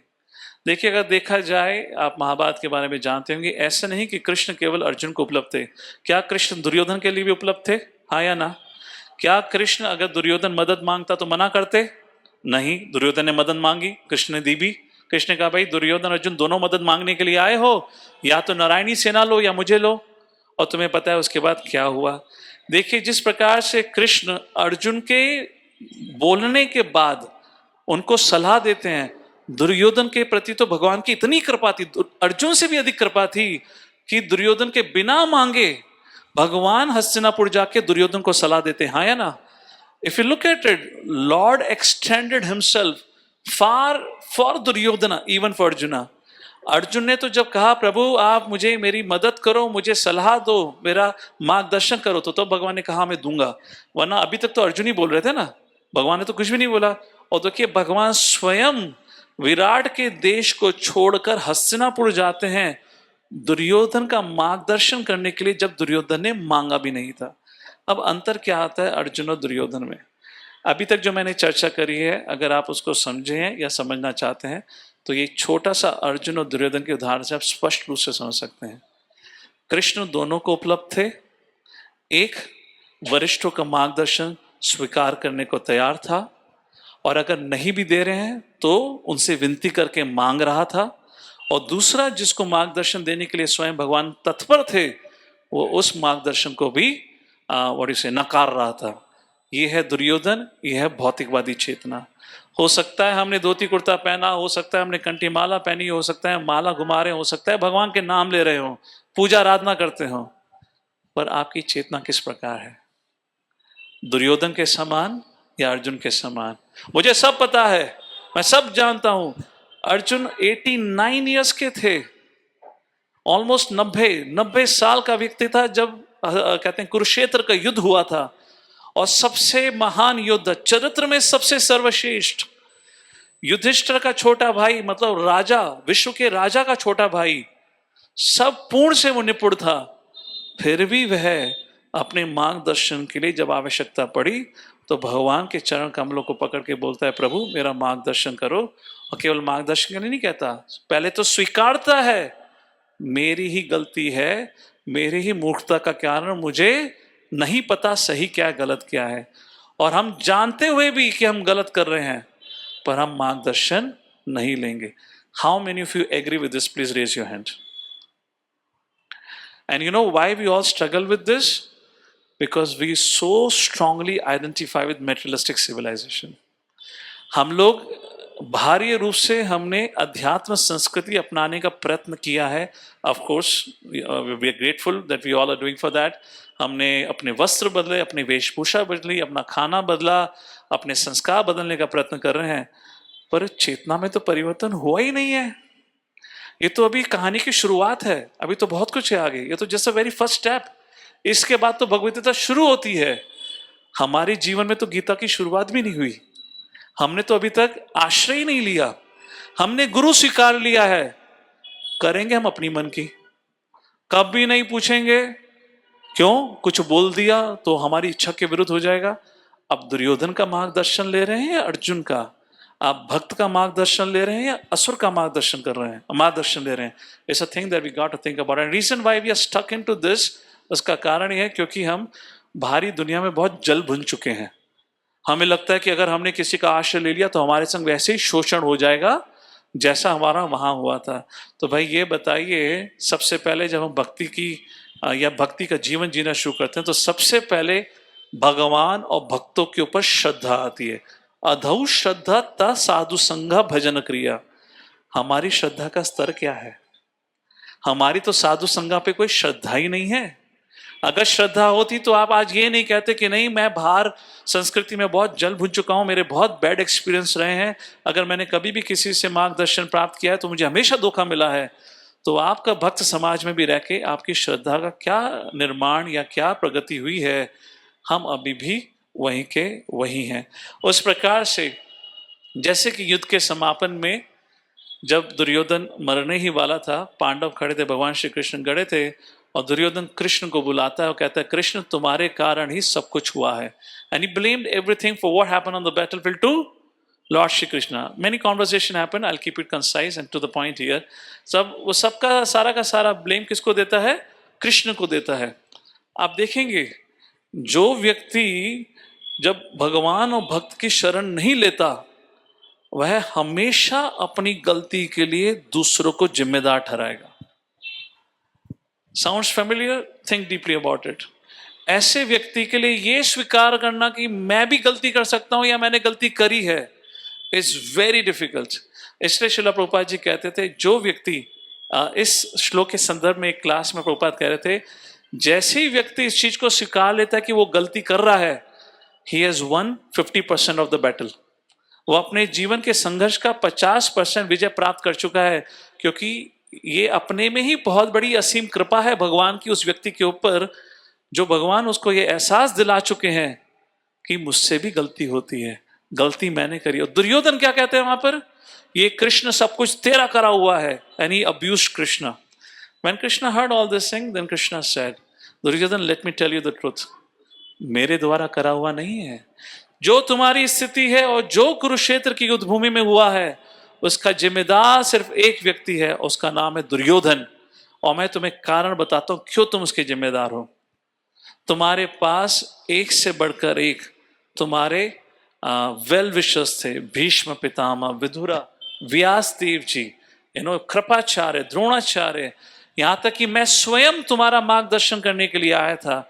माता गंधारी, सब ने तुम्हें समझाया था कि गलत रास्ते का पालन मत करो, पांडवों का राज्य वापस कर दो, पर तुमने किसी की भी अच्छी सलाह नहीं सुनी. तुमने सब अपने जीवन के निर्णय स्वयं लिए और अपने बड़ों का अनादर किया. आप समझ रहे हैं ना? It's a system of protection. जब आप बड़ों की आज्ञा का अनादर करेंगे तो बड़े भी आपको छोड़ देंगे. They will leave you suffer now, they are not gonna protect. क्योंकि आपने बड़ों की आज्ञा का अनादर किया तो देखिए आपकी जो आज स्थिति है, जो दुर्गति है, उसका जिम्मेदार कौन है? केवल आप. एंड प्लीज माइंड, दुर्योधन अगर देखा जाए उसके अपने ही अच्छे कर्म रहे होंगे, क्योंकि उसको कृष्ण का संग मिला, उसको भीष्म पितामह का संग मिला, विदुर जी का संग मिला. अगर देखा जाए वो भक्त मंडली में रह रहा था. यस और नो? अगर देखा जाए he was living amongst devotees. उसके भाई जो बाकी 99 भाई थे, साथ ही साथ उसके पास 5 भगवान के शुद्ध भक्त थे, पांडवास, और भाभी थी जो शुद्ध भक्त थी, द्रौपदी, और क्या कहेंगे मौसिया जो भी, Kunti. He was surrounded with pure devotees. A question should be asked, इतना सब कुछ होने के बाद, साक्षात भगवान होने के बाद, उसमें परिवर्तन क्यों नहीं आया? मैं किसी की शरण नहीं लूंगा, मैं सब निर्णय अपने आप लूंगा, मुझे पता है सही क्या है. So the very first thing to become a student is to give up this syndrome, I know. तो इसलिए यहां पर अर्जुन कहते हैं प्रभु मुझे कुछ नहीं पता, आप मेरा मार्गदर्शन करो. और क्योंकि अब अर्जुन तैयार हैं तो भगवान उनका मार्गदर्शन देते हैं. और एक्चुअली अब गीता की शुरुआत होती है. तो हम सबको ये प्रश्न पूछना होगा हमसे अपने आप, क्या हमारी स्थिति है? क्या हम किसी से मार्गदर्शन स्वीकारने के लिए तैयार है? क्या हम ये तैयार है मानने के लिए कि मेरे अंदर दोष है, मुझे नहीं पता सही क्या है, गलत क्या है, मुझे आवश्यकता है वरिष्ठों के मार्गदर्शन की? तब फिर आप आगे के भगवद गीता का अध्ययन करके उसको समझ सकते हैं. ऑल राइट, ओके, अभी तक clear? I know this could be a little complicated, but is it making through? I'm just warming up right now. मैं तो आज के विषय पे भी नहीं आया. It's just running around introduction. Okay. Now a question comes: what is the need to understand Krishna's system of protection? आप में से हो सकता है प्रभु जी आप भागवतम पे प्रवचन देते, कीर्तन करते, आप भी खुश रहता, मैं भी खुश रहता, क्या आवश्यकता है ये सब बात करने की? Ignorance is bliss, as the saying goes. आप भी खुश रहते, मैं भी खुश रहता. What is the need to discuss about it? कई दृष्टिकोण से देखा जा सकता है. Let's talk about 1 or 2 point of views here. देखिए, जो भक्ति का पालन कर रहे हैं, भक्ति स्वीकार चुके हैं, उनको कुछ चीजें तो पता है. भगवान कृष्ण है, मैं जीवात्मा हूं. भौतिक दुनिया, दुखालय इत्यादि ठीक है, इतना तब समझ आ गया है, परंतु हमें अभी ये समझ नहीं आया है हमें आपस में कैसे संबंध बना के रखना है. The quality or the strength of any spiritual society, not the strength, the test of any spiritual society or community is their relationship, the quality of relationship. पर देखिए धर्म क्या सिखाता है? मिलजुल के रहना, यस और नो? धर्म प्रेम मैत्री सिखाता है. अगर कोई समाज कहता है कि हम धर्म का पालन करते हैं, कोई समाज कहता है कि हम भगवान में विश्वास करते हैं, और वही समाज के लोग एक साथ मिलजुल के ना रहें, वही समाज के लोग एक दूसरे के प्रति मतभेद हो या एक दूसरे का क्या कहते हैं, व्हाट यू से, दे डू फॉल्ट फाइंडिंग, तो लोग जब उस समाज को देखेंगे क्या प्रभावित होंगे कभी? चलिए समाज तो दूर की बात है, चैरिटी बिगिंस एट होम. अगर हम ये कहते हैं कि हम भगवान के भक्त हैं, हम धर्म का पालन करते हैं, सबसे पहले तो हम सबको अपने घर में जाके हमारे घर की स्थिति देखनी होगी कि हमारे घर की स्थिति कैसी है. If somebody has to witness and look at our house and observe and look at how we deal with each other, क्या कोई हमारे घर की स्थिति को देख के सही में प्रेरणा लेगा कि हाँ भाई ये तो बहुत प्रेम से रहते हैं, इनका मतलब भगवान के में बहुत बड़ी निष्ठा है. If it is not there, then what are we missing here? माला तो पकड़ ली हमने, शास्त्र भी उठा लिए, कई भक्त तो विग्रह भी लेकर आ चुके हैं, मंगल आरती भी करते होंगे. अगर ऐसा नहीं है तो मिसिंग क्या है? And that is actually the subject which I wanted to speak about. But before I get into the subject, is that required? Is that, should we discuss this or कोई आवश्यकता नहीं? What do you think? Let me just get an understanding. तो मैं बात करता हूँ इसके आगे. क्या इस चीज पे बात करनी चाहिए या नहीं, इसकी आवश्यकता है, या सब कुछ अच्छा चल रहा है? What you all say? How many of you say there is no need for it? सब कुछ अच्छा है, हमारे बीच में बहुत प्रेम के संबंध हैं, घर भी बहुत बढ़िया है, हम भी बहुत अच्छे हैं, सब चंगे हैं. तो कितनों की ऐसी हालत है तो बोलिए, यहीं पे हम प्रसादम के लिए ब्रेक कर लेते हैं. I mean, what's the point? If you all are happy, then why should I spend my time here? How many of you say there is some need for it? How many of you say for that? हम भक्ति करने के बाद भी, please remember this, we are building up a community here. We have got to some level of success, and now because we've got some level of success, there are going to be a lot of pitfalls ahead. जैसे जैसे हम grow करेंगे, जैसे जैसे हमारा community grow करता है, जैसे जैसे भक्तों की सेवाएं बढ़ती हैं, रिस्पॉन्सिबिलिटी बढ़ती हैं, अगर हमने भौतिक चेतना को त्याग नहीं करा है, जैसे जैसे हमारी सेवा, जैसी जैसी पोजीशन बढ़ेगी, वैसी वैसी हमारा घमंड और अहंकार बढ़ेगा. मैं बहुत महान हो गया हूँ, मैं बहुत वरिष्ठ हो गया हूँ, मैं बहुत बड़े बड़े प्रवचन देता हूँ, मैं बहुत अच्छा कीर्तन करता हूँ. ये सारी चीजें हमारे दिमाग के अंदर घुसकर आपस में फिर वही कंपटीशन का भाव आ जाएगा. कौन कितना अच्छा बुक वितरण करेगा, कौन कितना अच्छा मृदंगा बजाएगा, कौन कितना अच्छा गौर आरती गाएगा, कौन कितना अच्छा प्रवचन देगा. Are you here to show off each other, or are you here to please the devotees and please the Lord? Therefore, अभी तक तो एक स्थिति थी, but because we are going into the second phase of our community development, therefore I thought this is an important subject to touch upon right now. At least इसको हम एकदम से तो एड्रेस नहीं कर सकते, at least we can create an awareness. पहली चीज. दूसरी दृष्टिकोण, इसको समझने की आवश्यकता क्या है? हम सभी का अपना अपना रोल्स एंड रिस्पॉन्सिबिलिटीज हैं. हमने बात करा चतुर्वर्ण्य मयाश्रम गुणा कर्म विभागश, right? Varna and ashrama. So yes, I'll talk about that in a short while. I have a question for that. Okay, so हम सबके अपने अपने roles and responsibilities हैं according to our क्या हमारी position है. तो we'll come to that point.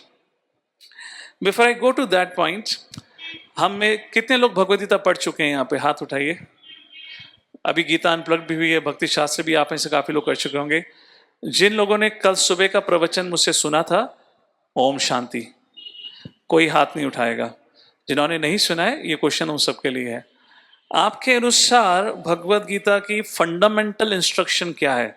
मैं मोस्ट इंपॉर्टेंट इंस्ट्रक्शन नहीं कह रहा हूं, fundamental instruction. What would be the fundamental instruction? Okay, जिन्होंने आज सुबह का भी प्रवचन सुना है वो भी हाथ मत उठाना, क्योंकि आज सुबह भी मैंने एक दूसरे फोरम में चर्चा करा था, कुछ लोग बैठे हुए हैं, और पर मैंने उनको कहा था मैं चर्चा शाम को करूंगा, सिर्फ श्लोक सुना रहा हूं. Okay, now remaining of you, what is the fundamental instruction of Bhagavad Gita? Hare Krishna.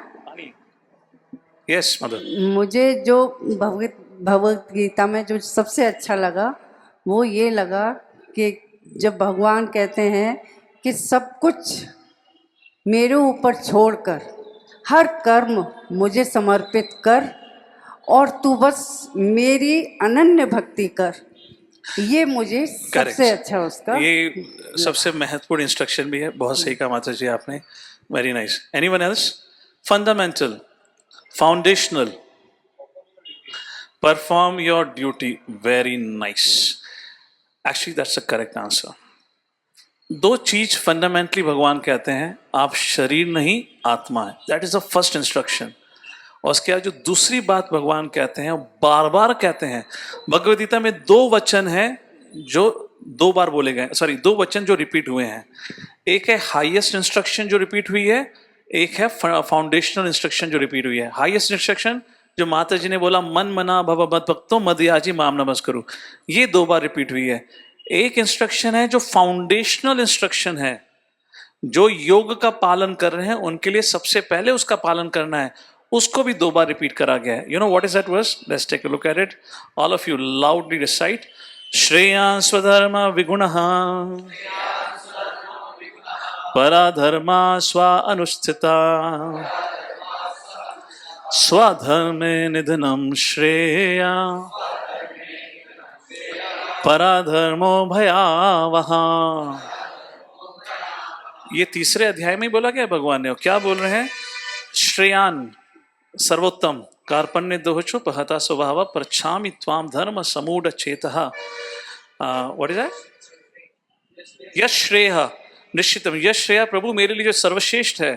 तो भगवान कहते हैं श्रेयांस स्वधर्म विगुणा. हे अर्जुन, स्वाधर्म, आपकी जो प्रिस्क्राइब ड्यूटी है उसका पालन करना ही आपके लिए सर्वश्रेष्ठ है. I would want everyone's attention here now.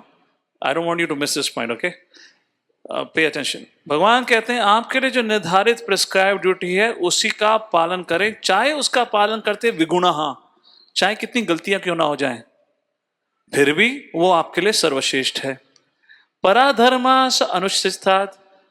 In comparison आप पराधर्मा में किसी और की प्रिस्क्राइब ड्यूटी परफॉर्म करके अगर आप उसको बहुत अच्छे तरीके से भी करेंगे, स्वाधर्म निधनम श्रेय, फिर भी आपके द्वारा आपके धर्म का पालन करना आपके लिए सर्वोच्च रहेगा. अगर आपने दूसरे के धर्म को करा, भयावह, एक बहुत भयानक स्थिति को जन्म देगा ये. I don't know how many of you paid attention to the word bhayavah here. भगवान कह रहे हैं भयानक. आपने आपका जो धर्म, आपकी जो ड्यूटीज हैं, उसको छोड़कर आपने किसी और की ड्यूटीज को अपनाया और करा. आप कह सकते हैं कि बहुत अच्छा कर रहा हूं मैं, पर उसका जो फल निकलेगा वो बहुत भयानक होगा. And I will explain you how. Wait a second. Let's take a look how भगवान इसी श्लोक को दोबारा कहते हैं. ये आता है 18वें अध्याय में. देखिए मैंने कहा ना फाउंडेशनल एंड अल्टीमेटम. सो एक थी मन मना और फिर 18वें अध्याय में आया, और ये है फाउंडेशनल, और वो मन मना आया था 9वें अध्याय में. That is the highest and this is the foundational. Again भगवान समापन करते हुए दोबारा, Lord is not focusing here आत्मा के ऊपर, वो हो गया.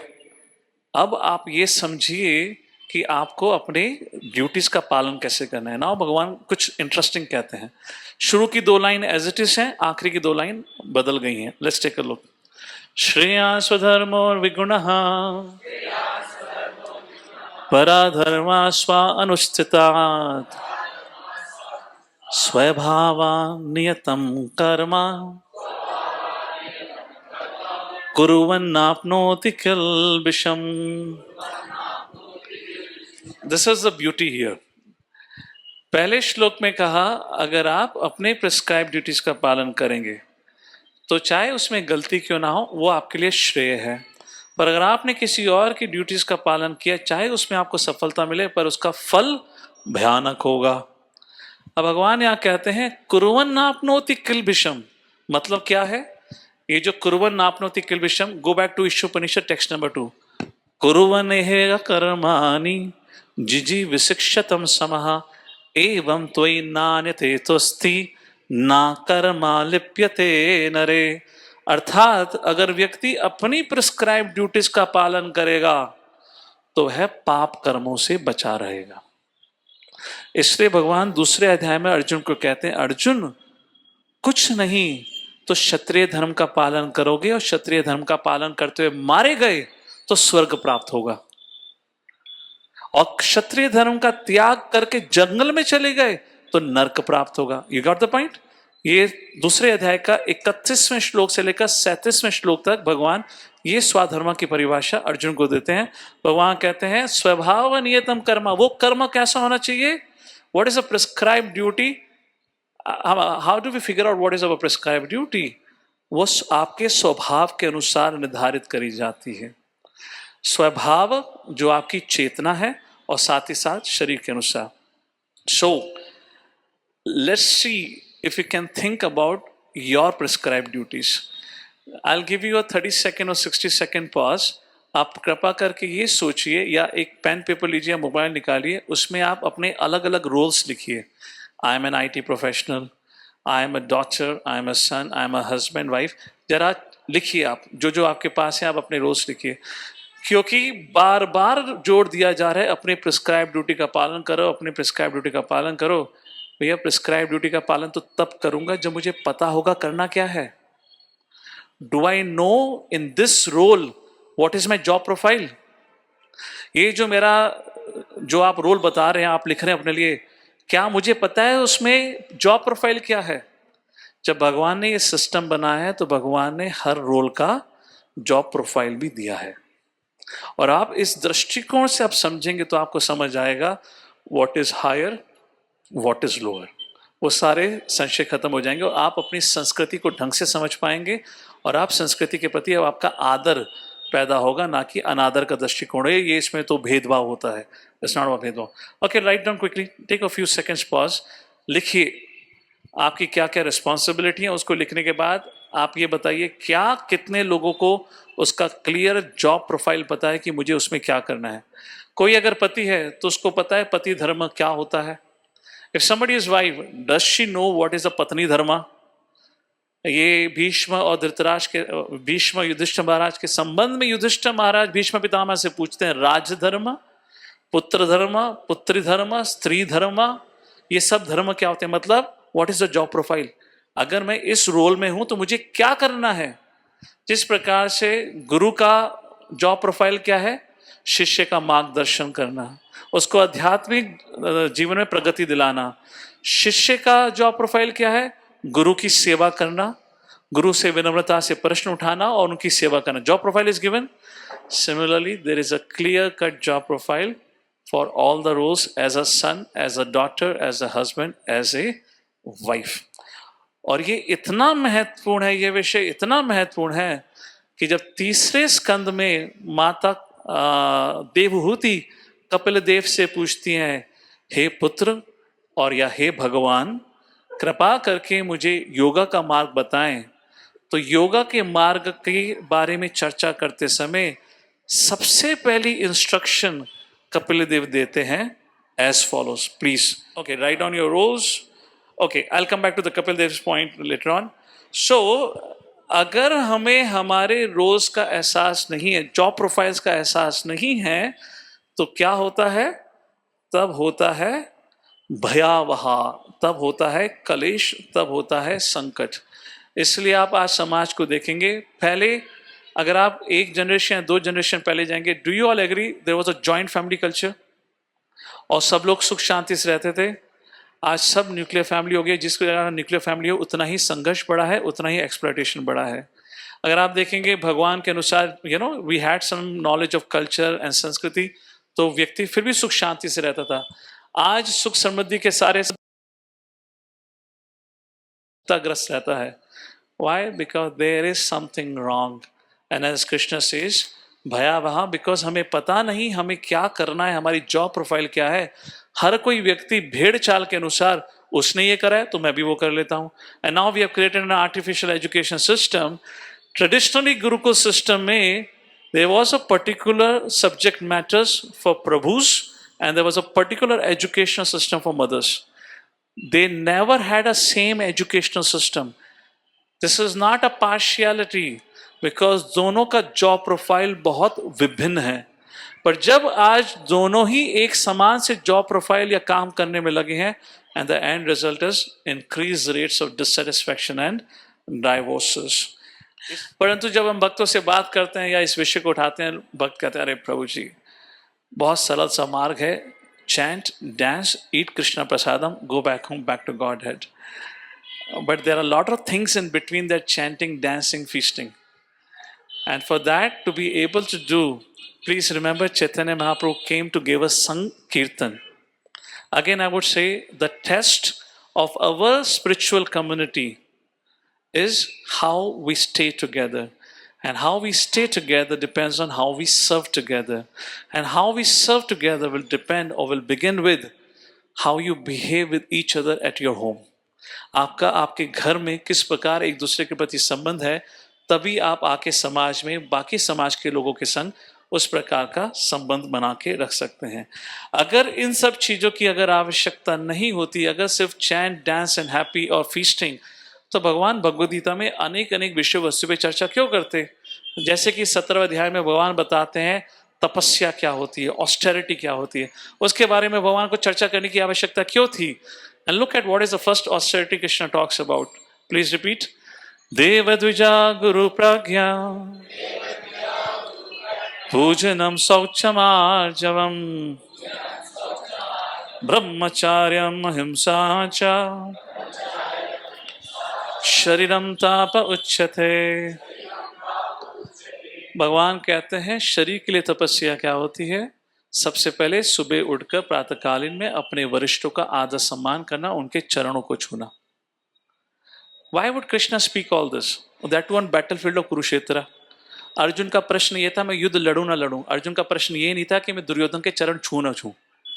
तो ये वचन क्यों बोले जा रहे हैं? Why Krishna has to speak about it? Because Krishna said, Arjuna, through you, I am establishing dharma. Highest dharma is to serve Krishna, but you don't serve Krishna without serving devotees.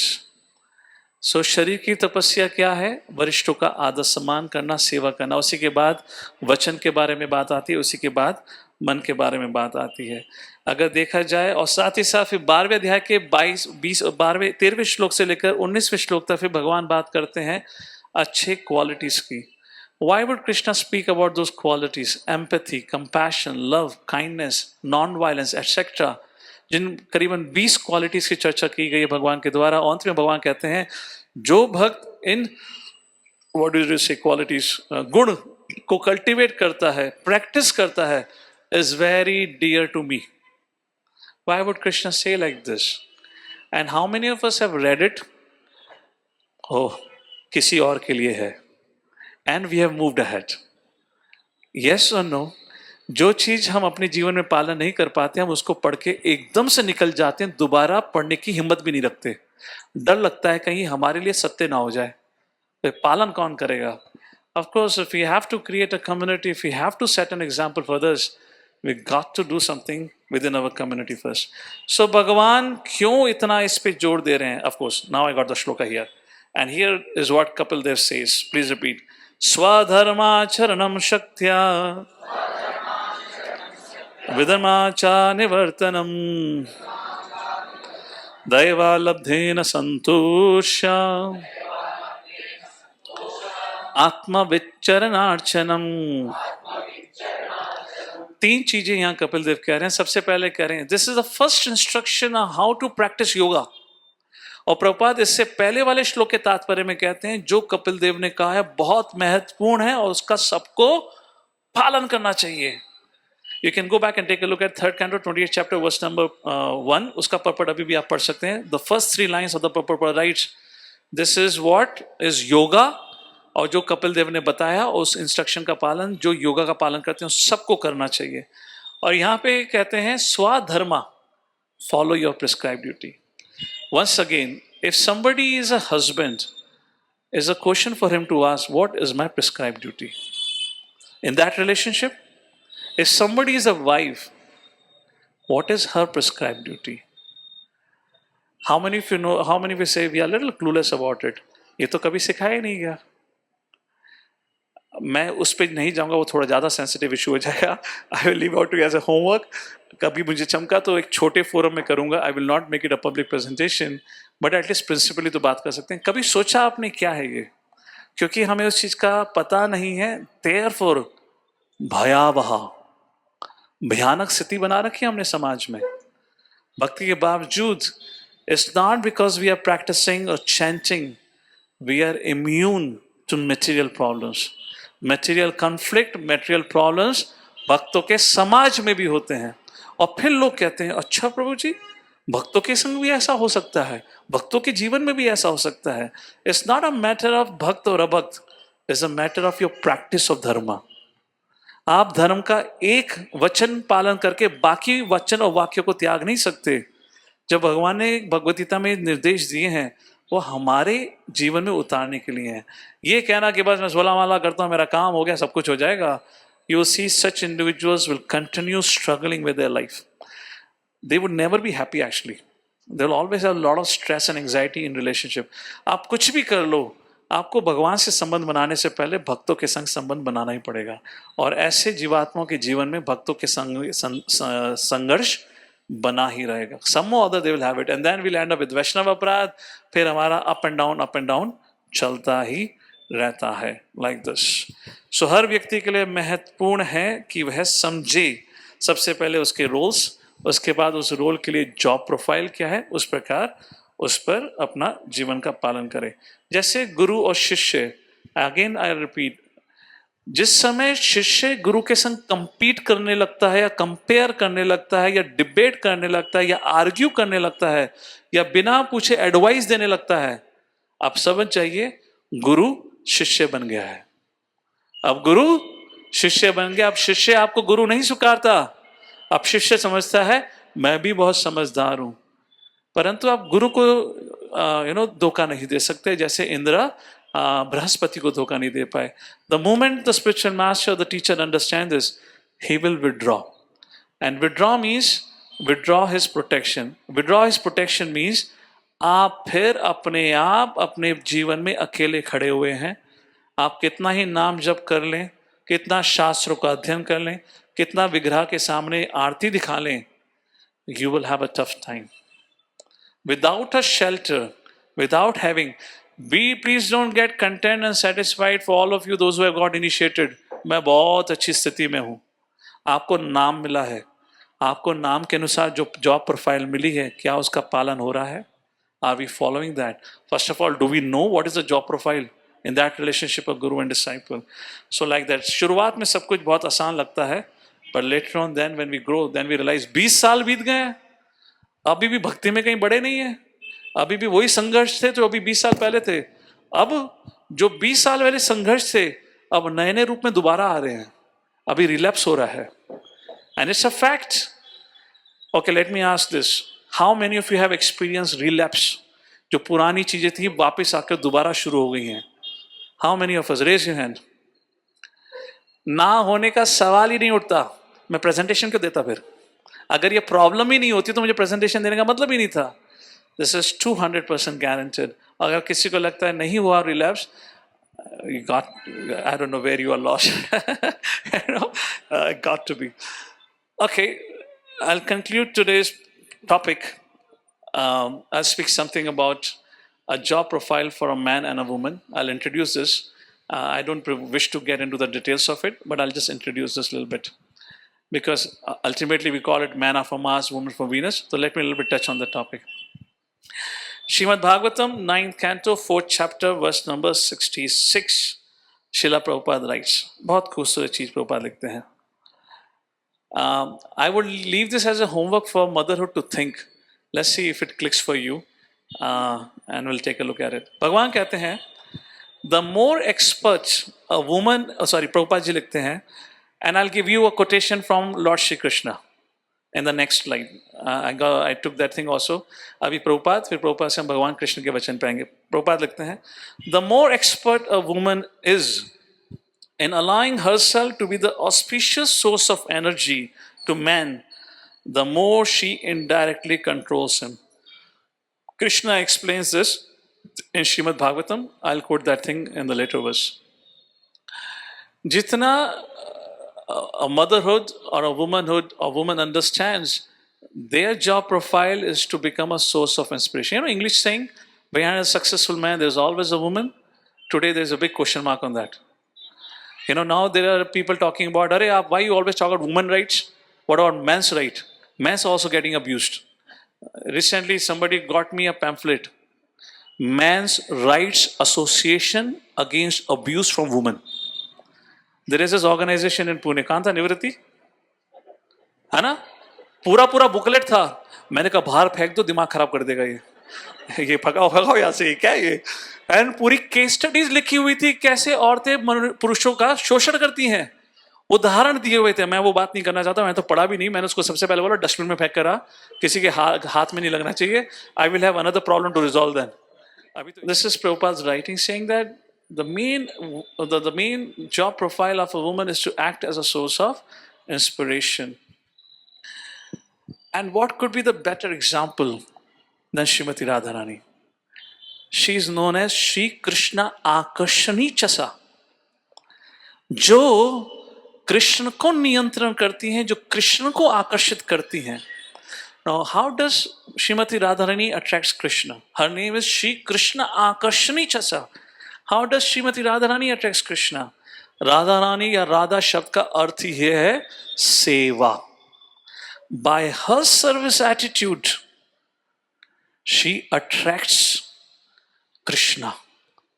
So when it is said the auspicious source of energy, it is referred to two women. One is the wife and second is the mother. This particularly refers to wife and mother. माँ के दृष्टिकोण से अगर आप देखेंगे, माँ हमेशा बच्ची की सेवा करती है, पालन पोषण करती है, उसका बड़ा करती है, right? The more she serves, the more she loves, the more she will serve. आप उतना ही देखेंगे, उतना ही बच्चे का जो इमोशनल ग्रोथ होता है उतना ही अच्छा होता है. आज के समाज में जो ये साइकोलॉजिकल इश्यूज और मेंटल डिस्टर्बेंस बढ़ गए हैं, क्यों? क्योंकि man is working, the wife is working, nobody is there to give us emotional support to the child, because of which उनकी जो इमोशनल ग्रोथ होती है वो बहुत लिमिटेड रह गई है. इसलिए आज रिलेशनशिप बहुत आसानी से टूट जाती हैं. ये कहिए हमें यही नहीं पता what are the relationship skills. So उस प्रकार से माँ, उसी प्रकार से वाइफ, अगर उस रोल में माता जी को देखा जाए, she creates an auspicious source और auspicious energy when she is in the mood of serving. When you serve, you got to be submissive. When you serve, you got to be submissive. मैंने पहले ही कहा था, मैं कुछ चीजें कहूंगा आपको थोड़ी बिटर पिल लगेंगी. अब वो आपकी चेतना के ऊपर है, जो सत्य है सत्य है, इसलिए मैं ज्यादा उस पर नहीं जाऊंगा, पर ये आपके सोचने के लिए कह रहा हूं. इसको आप बदल नहीं सकते. आप अपने आश्रम को बदल देंगे, मतलब वो गृहस्थ आश्रम से निकल के फिर ब्रह्मचारी नहीं, ब्रह्मचारी आश्रम में, डाइवोर्स आश्रम में आ जाएंगे, पर आप सच्चाई नहीं बदल सकते. यस और no? You look around the society from this perspective, will see what happens then. So the auspicious source और inspiration means service attitude. Please remember, भगवान का जो सिस्टम है is of seva. Everyone serves each other. There is nothing higher and lower. Okay, will take this purport and then I will quote Lord Shri Krishna. This is Srimad Bhagavatam, 4th canto, 26th chapter, 15th purport. Actually, a woman is supposed to be the energy of the man. Historically, in the background of every great man, there is either a mother or a wife. One's household life is very successful if he has both a good wife and a mother. तो मैंने कहा दो माताओं के दो role यहाँ पर. यहाँ बहन के रोल की बात नहीं करी जा रही है. यहाँ मदर, माता जी एंड वाइफ, इन दो कैपेसिटी में. Once household, in such a case, everything about the household affairs and all the paraphernalia in the house becomes very pleasing. Lord Chaitanya Mahaprabhu had both a good mother and a pleasing wife, and he was very happy at home. और जिसके पास ये सौभाग्य नहीं होता, उसके लिए चाणक्य पंडित का advice है. क्या कहते हैं चाणक्य पंडित? देख लीजिए. Please repeat. माता यस्य ग्रह नास्ति, जिसके घर में मां नहीं है. भार्य चा प्रियवादिनी, जिसकी भार्या प्रेम भरे वचन नहीं बोलती है. अरण्यम तेन गंतव्यम यथा आरण्यम तथा अग्रम। हंसो मत। बोलो हंस क्यों रहे हो यार, मुझे भी हंसा रहे हो। Okay, I'm just getting into little sensitive zone. I didn't want it to, but I thought let me just touch a little bit. तो आपको थोड़ा शास्त्र का पढ़ने की इच्छा जागो। Please read and understand what's our job profile. What Chanakya Pandit is saying, let's pay attention here. Mata yasya graha nashti. मैंने already बता दिया, माता मतलब mother and wife. These are the two roles. And in these two roles, they can act as an auspicious source of or inspiration. जिसके कारण man will work hard. Chanakya पंडित कहते हैं घर पे माँ नहीं है, ग्रह नाश्ती, माँ नहीं है, भार्य चाप्रिय वादिनी, पत्नी डांटती है, अरण्यम तेना गंतव्यम, तुरंत जंगल चले जाओ। क्यों? यथा आरण्यम तथा ग्रहम, क्योंकि घर वैसे भी जंगल बन चुका है। तो the moment we give up this system of seva, the moment we give up this seva attitude, all these problems begins to manifest. माता जी बोल रही हूँ ये तो वन साइडेड है, मैं भी इनका भी केस लूंगा, मैं बैलेंस करके छोड़ूंगा, मैं एक तरफा नहीं रखूंगा। अभी इन पे भी आ रहा हूँ, ठीक है? ऑल राइट, अभी मैं ये वाला किस्सा खत्म कर लेता हूँ। जॉब प्रोफाइल आप लोग का काम है, मैं उसमें नहीं जा रहा अभी। So if we act according to Krishna's divine system, then our actions will purify, which means our false ego will get dissolved. Is very interesting when motherhood acts on this principle. So false ego we all have. अगर if you look at traditionally, कभी भी किसी माता को जंगल में जाके तपस्या करने की आवश्यकता नहीं थी, ना निर्देश दिया गया था। हमने पहले ही स्थापित किया था 18 चैप्टर से भगवान कहते हैं अगर आप अपने प्रिस्क्राइब ड्यूटीज का पालन करेंगे तो आपका शुद्धिकरण होगा। And a wife or mother has been given that advantage. If she just does her duties, she will get purified of the false ego, which means I am this body. और उस चेतना से वो मुक्त हो जाएगी केवल अपने स्वधर्म का पालन करने से। Now the question is, we talked about how it should be the conduct and how she can be a source of auspicious energy. What about men? Now, in male and female, the male have a stronger false ego. So माताओं का जो false ego है उसका शुद्धिकरण कैसे है? Being in the submissive mode means सेवा भाव करके, that's submissive attitude. Now what is about, again please don't bring submissive means exploitation, if your mind is locked onto that concept, आप अभी भी भौतिक कल्चर में रह रहे हैं, आपका संग वैसा है, you can't really help yourself. आपको सबसे पहले उस संग को छोड़कर आध्यात्मिक समाज का संग लेना पड़ेगा, समय बिताना पड़ेगा कुछ समय, तब जाके आपकी सोच में अंतर आएगा, तब आप इस चीज को समझ पाएंगे। I am speaking for all of those who have been practising for several years now. Now how do we dilute and deal with the false ego of a man? Mother की तो बात हो गई, व्हाट टू डू। भाई ultimately तो पुरुष और स्त्री दोनों ही कंडीशन है, और भगवान का सिस्टम ही ऐसा है कि अगर पालन करोगे तो शुद्धिकरण सबका होना है। हाँ, what is the system for a man? Any thoughts? The learned brahmanas on this side, what do you think? What's the process for your purification? Any thoughts? हाँ, प्रोटेक्शन देना ठीक है, आपका स्वाधर्म का पालन करना fine. Yes Shubham, and then Ujjwal. Yes Shubham. Serving, yes. The first thing is to follow the instructions of Guru. This is never said in relationship of a mother. ये हमेशा पुरुष के संदर्भ में कहा गया। मैं ये नहीं कह रहा कि माता जी स्वतंत्र हुई हैं, that's not the point, but it is always said in the context of a man, he has to be obedient and he has to serve and follow Guru. That is first. तो जब भगवान चौथे अध्याय में 26वें श्लोक से लेकर 33वें श्लोक तक अलग अलग प्रकार के सेक्रीफाइस बताते हैं, तो अर्जुन पूछते हैं प्रभु आपने इतने सारे सेक्रीफाइस बता दिए हैं देश काल पात्र के अनुसार, ये बताइए कौन सा एक ऐसा सेक्रीफाइस है जो हर कोई कर सकता है? तब भगवान ने कहा सबसे बड़ा सेक्रीफाइस होता है अपने अहंकार का त्याग करना। और अहंकार का त्याग कैसे करते हो? तद्विधि प्रणिपातेन परिप्रश्नेन सेवया उपदेशन्ति ते ज्ञानम ज्ञानिनास। जब आप अपने अहंकारी रूपी इस बुद्धि को अपने गुरु के चरणों में रख के उनसे पूछते हो मुझे कुछ नहीं पता, आप मेरा मार्गदर्शन करो। Correct, that is one. What is the second way of purifying? Providing facilities, आपका स्वाधर्मा, ओके। वैराग्य का पालन करना, मैं जो भी उत्तर दूंगा आपको ऑलरेडी वैरागी बना देगा वो. So the second option, first option, how the male ego, okay male ego clashes के बारे में मैंने बात नहीं करी, बट ठीक है, male ego clash fine. Let's come to the solution. पहला है गुरु के प्रति समर्पण करना, और दूसरा है अपने पीयर्स, अपने समान के जो भक्त हैं उनके संग मिलकर सेवा करना, कोऑपरेट. क्योंकि जो फॉल्स ईगो होती है वो आपको कभी भी कोऑपरेट नहीं करने देगी, वो आपको हमेशा डोमिनेट करने के लिए फोर्स करेगी. यस और नो?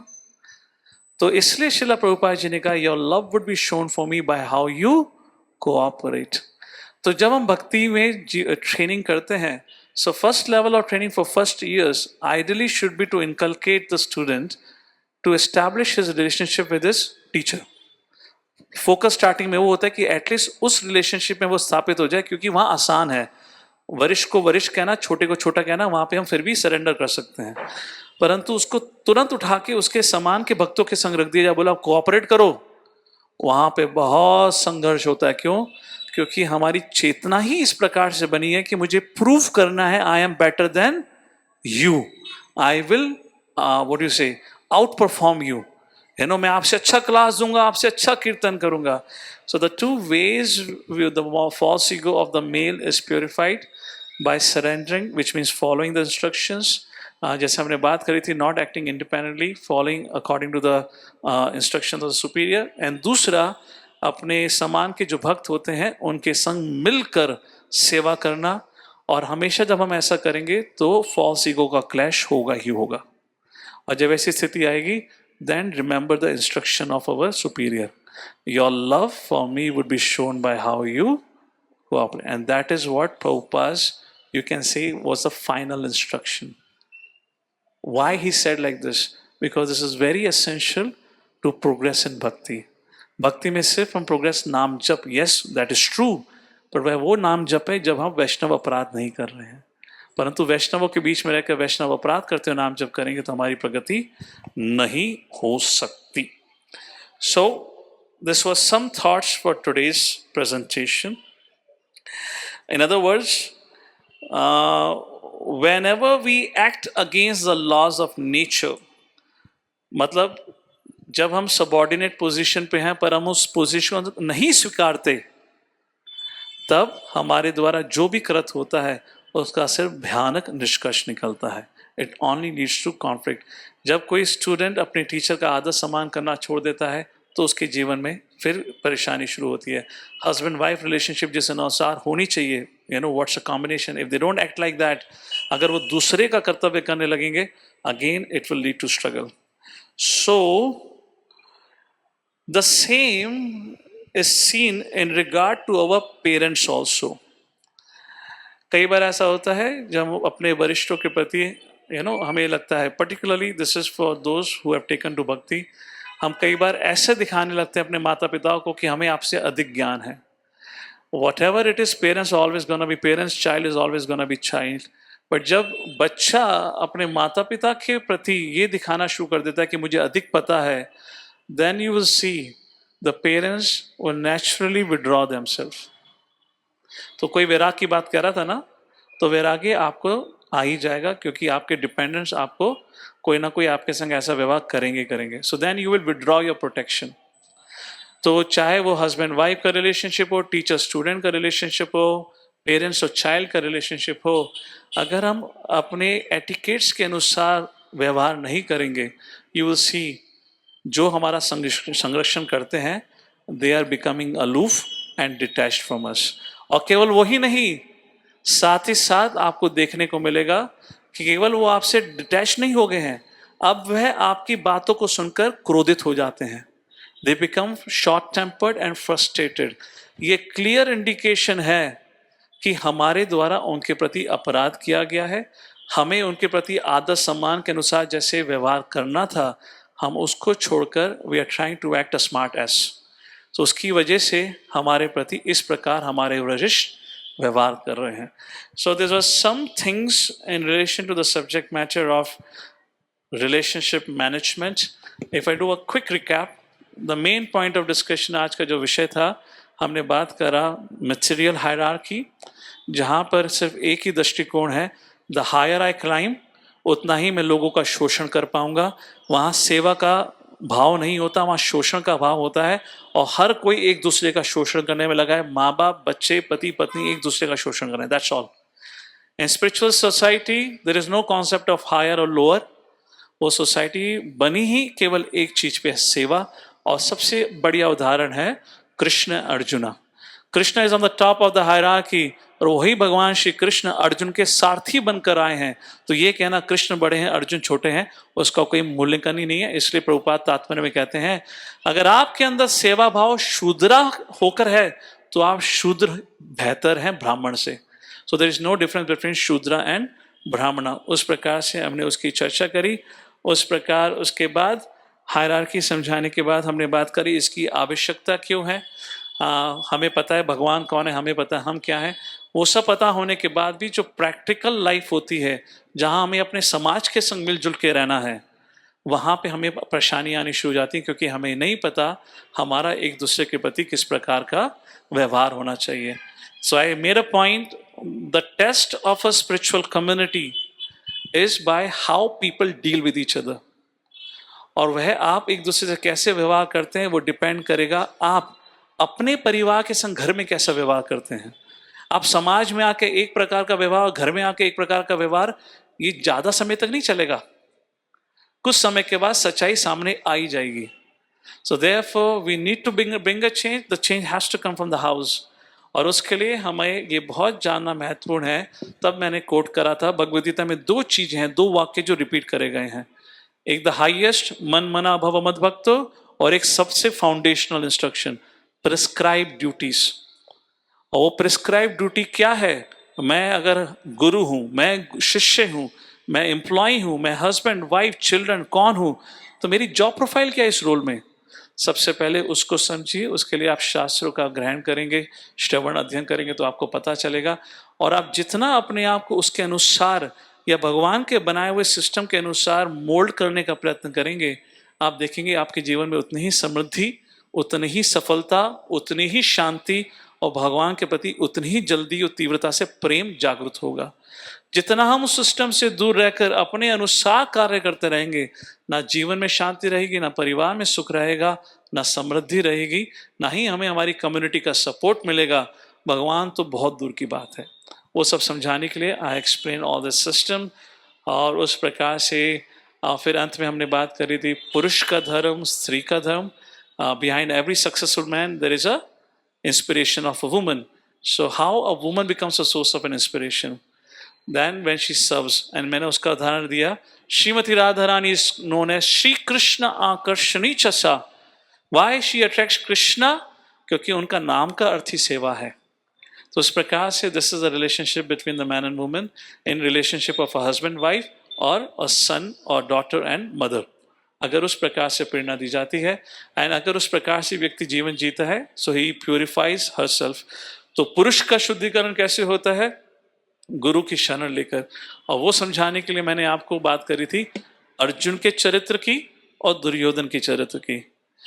दुर्योधन भी हमारे समान, बल्कि हमसे लाख गुना उसके पास भक्तों का संग था, परंतु उसके अंदर कोई परिवर्तन नहीं हुआ। जैसा था वैसा ही जीवन भर ढीठ बना रहा वो। क्यों? क्योंकि किसी की नहीं सुनूंगा, कभी नहीं स्वीकारूंगा कि दोष मेरा है, मैं कभी गलती कर ही नहीं सकता, मुझे पता है सही क्या है। ऐसी स्थिति में दुर्योधन सर्वश्रेष्ठ भक्तों के, इनफैक्ट भगवान के होने के बावजूद अपनी जिंदगी में कोई सुधार नहीं ला पाया। इनफैक्ट भगवान ने तो अर्जुन से अधिक स्नेह दुर्योधन को दिखाया। जहाँ दुर्योधन के बिना पूछे भगवान ने उसको सलाह दी, अर्जुन को तो पूछनी पड़ी, अर्जुन को तो मांगनी पड़ी, तब भगवान ने अर्जुन को सलाह दिया। So how does a male purifies himself? गुरु के आश्रय में, गुरु के अनुसार, फॉलोइंग सुपीरियर्स, और एक समान के भक्तों के संग मिलकर सेवा करना। And how do we serve together? When we let go of our false ego. On what basis? क्योंकि गुरु की इंस्ट्रक्शन है, your love for me would be shown how you cooperate with each other. With that I will pause here. आप सभी का बहुत बहुत धन्यवाद। जगद्गुरु श्रील प्रभुपाद की तो पहला क्वेश्चन शायद किसी टीनेजर पेरेंट्स ने पूछा है. When parents are engaged in the service for most of the part of the weekend, how to achieve a balance where you are able to spend some quality times with family, elder children also. I feel many times parents are happily engaged in services, but children, especially teenagers, might not feel connected and may resent not being able to spend time as family, or might just get distance and create their own world around themselves. Teenager की जब बात आती है, teenager एक ऐसा as है जहाँ पे उनके फिजिकल और इमोशनल चेंजेस के कारण many times they don't have control on themselves, और उस समय they are really trying to discover their self worth. Now teenage years, अगर आप देखेंगे हमारी संस्कृति के अनुसार, उस समय तो बच्चों की शादी हो जाती थी. Actually teenage years is a grown up as.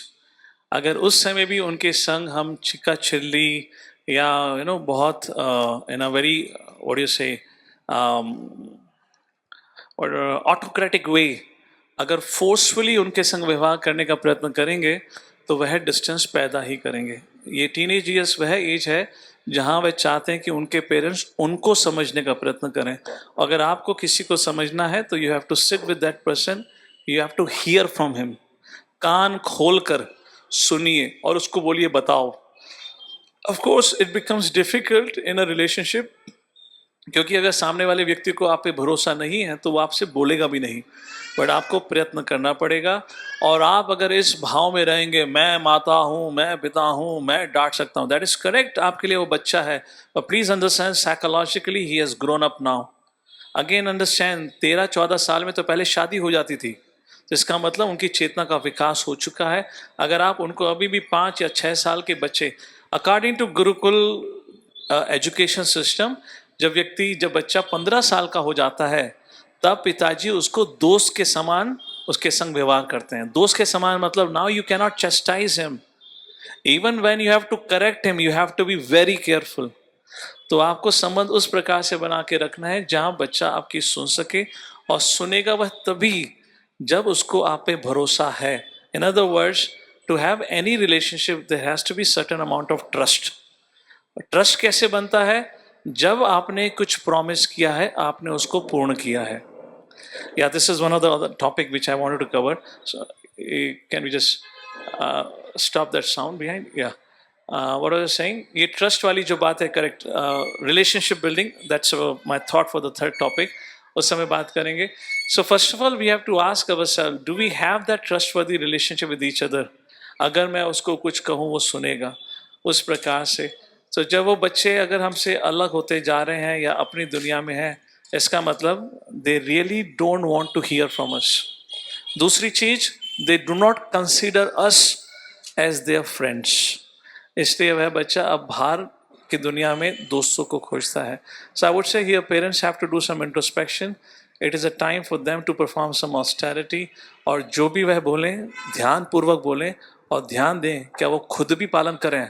चीखो मत, चीख के बोलते हैं चीखो मत. टीवी के सामने टीवी देखते बोलता है टीवी मत देखो. बच्चा सोचेगा खुद टीवी देख रहे हैं यार, मुझे कह रहे टीवी मत देखो. You understand, it doesn't work. They are grown up now. इतना तो 6 साल का बच्चा भी सहन नहीं करेगा. यू से this is duplicity, how can you correct me when you yourself wrong? So these are things that we need to pay attention in our conduct. We cannot fool like that. Oh, particularly teenagers. But again, I'll make this one point. Teenage years means you got to treat him as friends. और आप अगर friends के रूप में उनको नहीं कर सकते हैं, then there has to be somebody else who have to take that role. So for this teenage thing, 2 हफ्ते पहले we started a teenage program by the name of Geeta Genius. And the objective of this is for the first time I'm kind of doing exclusively for teenagers. उसका objective क्या था? The objective is this, because teenage is such जहाँ पे बच्चे और माँ बाप के बीच में relationship काफ़ी थोड़ी friction वाली हो जाती है. Because माँ बाप अपनी दुनिया में है, वो चाहते हैं बच्चा वैसे ही करे जैसे मैं चाहता हूँ. बच्चा कहते हैं but this is not my need. I am grown up now. I need my own space to make a decision. माँ बाप को समझ नहीं आता, बच्चे को माँ बाप की समझ नहीं आती, और बच्चा माँ बाप की नहीं समझ पाता, और इस स्थिति में वह माँ बाप से अधिक अपने दोस्तों के संग संग बिताने लगता है. And in this point of time if he gets a wrong association, then it becomes very difficult for the child and will be difficult eventually for the parents. तो इसलिए हमने ये प्रोग्राम शुरू करा जहाँ पर हम टीनेजर्स के लिए मेंटरशिप प्रोग्राम शुरू कर रहे हैं, जहाँ पे जो टीनेजर्स हैं उनके लिए मेंटर्स असाइन करे जाएंगे, and mentors will behave conduct themselves in a way जहाँ पे टीनेजर्स उनके संग फ्रेंड टू फ्रेंड मन की मन बात कर सकें उस प्रकार से. And that side and this kind of a forum has to be there, otherwise बहुत मुश्किल है. Yeah parents have to be really mature and smart enough that they understand how psychology functions, so they behave. परंतु क्या होता है ना, जो नज़दीकी का संबंध होता है ना, उसमें बदलाव लाना बहुत मुश्किल हो जाता है, क्योंकि केवल आपने ही उसको बचपन से नहीं देखा है, उसने भी आपको बचपन से देखा है. तो आपका ये कहना कि मुझे पता है ये बदमाशी है, वो भी यही कहेगा मुझे भी पता है आप मेरे भी बड़े बदमाश हैं. वो था ना, बाप सवा शेर तो बेटा नहीं, बाप शेर बटा सवा शेर, बेटा बोलता है बेटा शेर बाप सवा शेर. सो दोनों तरफा रहता है. So it's very complicated thing.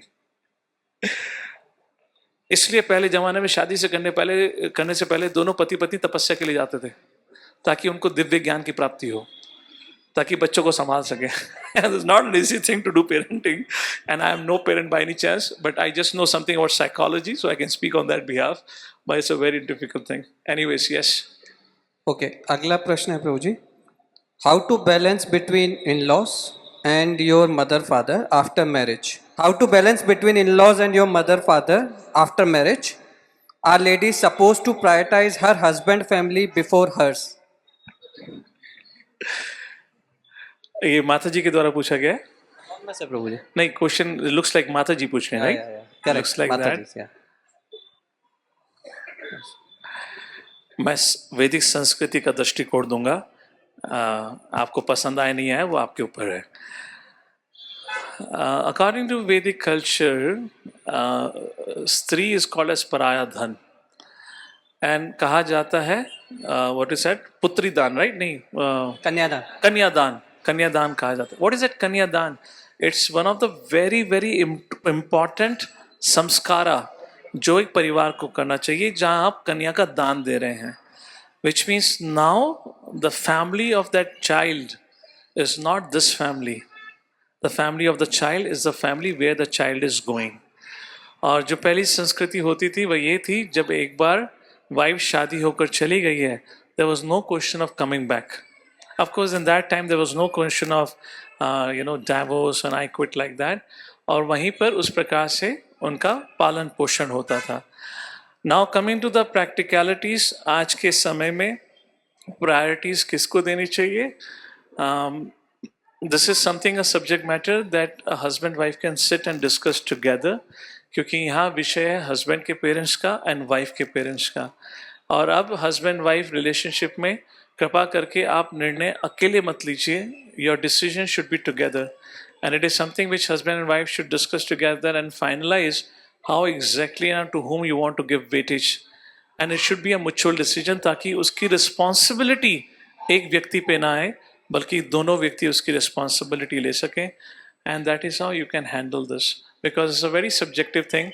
ये डिपेंड करेगा कि आप पेरेंट्स के संग रह रहे हैं या आपके पेरेंट्स भी इन लॉज की तरह आपसे दूर रहते हैं. So it all depends on the situation, but in general decision should be made by discussing with your family, like that. Next. तो जी और 4-5 क्वेश्चन है, दे सकते हैं? क्विक. ओके, ठीक है. तो तीसरा प्रश्न है, how to balance different relationship at same time, that is wife, parents and other relationship. So this is specifically when others are not in bhakti or much spiritually connected. तो वो खुद भक्ति में है भक्त, लेकिन उसके पेरेंट्स, वाइफ वो भक्ति में नहीं है. So basic idea is we have to live according to our responsibility. जो भी हमारा धर्म है उसका पालन करना है. It doesn't matter what is the situation around. If you're a daughter, you cannot be stopped being daughter because your parents are not devotee. It doesn't matter. Please go ahead. Next. Okay. इसी का second part भी है प्रभु जी. Okay. How to balance karmas on the scale of bhakti for grihastha, like what should avoid, what should follow in spiritual life to increase the level of bhakti. in terms of relationship, what to follow, what not to follow. Somebody who has asked this question can ask me personally, it'll be better because उससे पहले ये जानना पड़ेगा उनको भगवद गीता का ज्ञान कितना है. How much you understand about bhakti. So I guess it's getting late. We should pause here.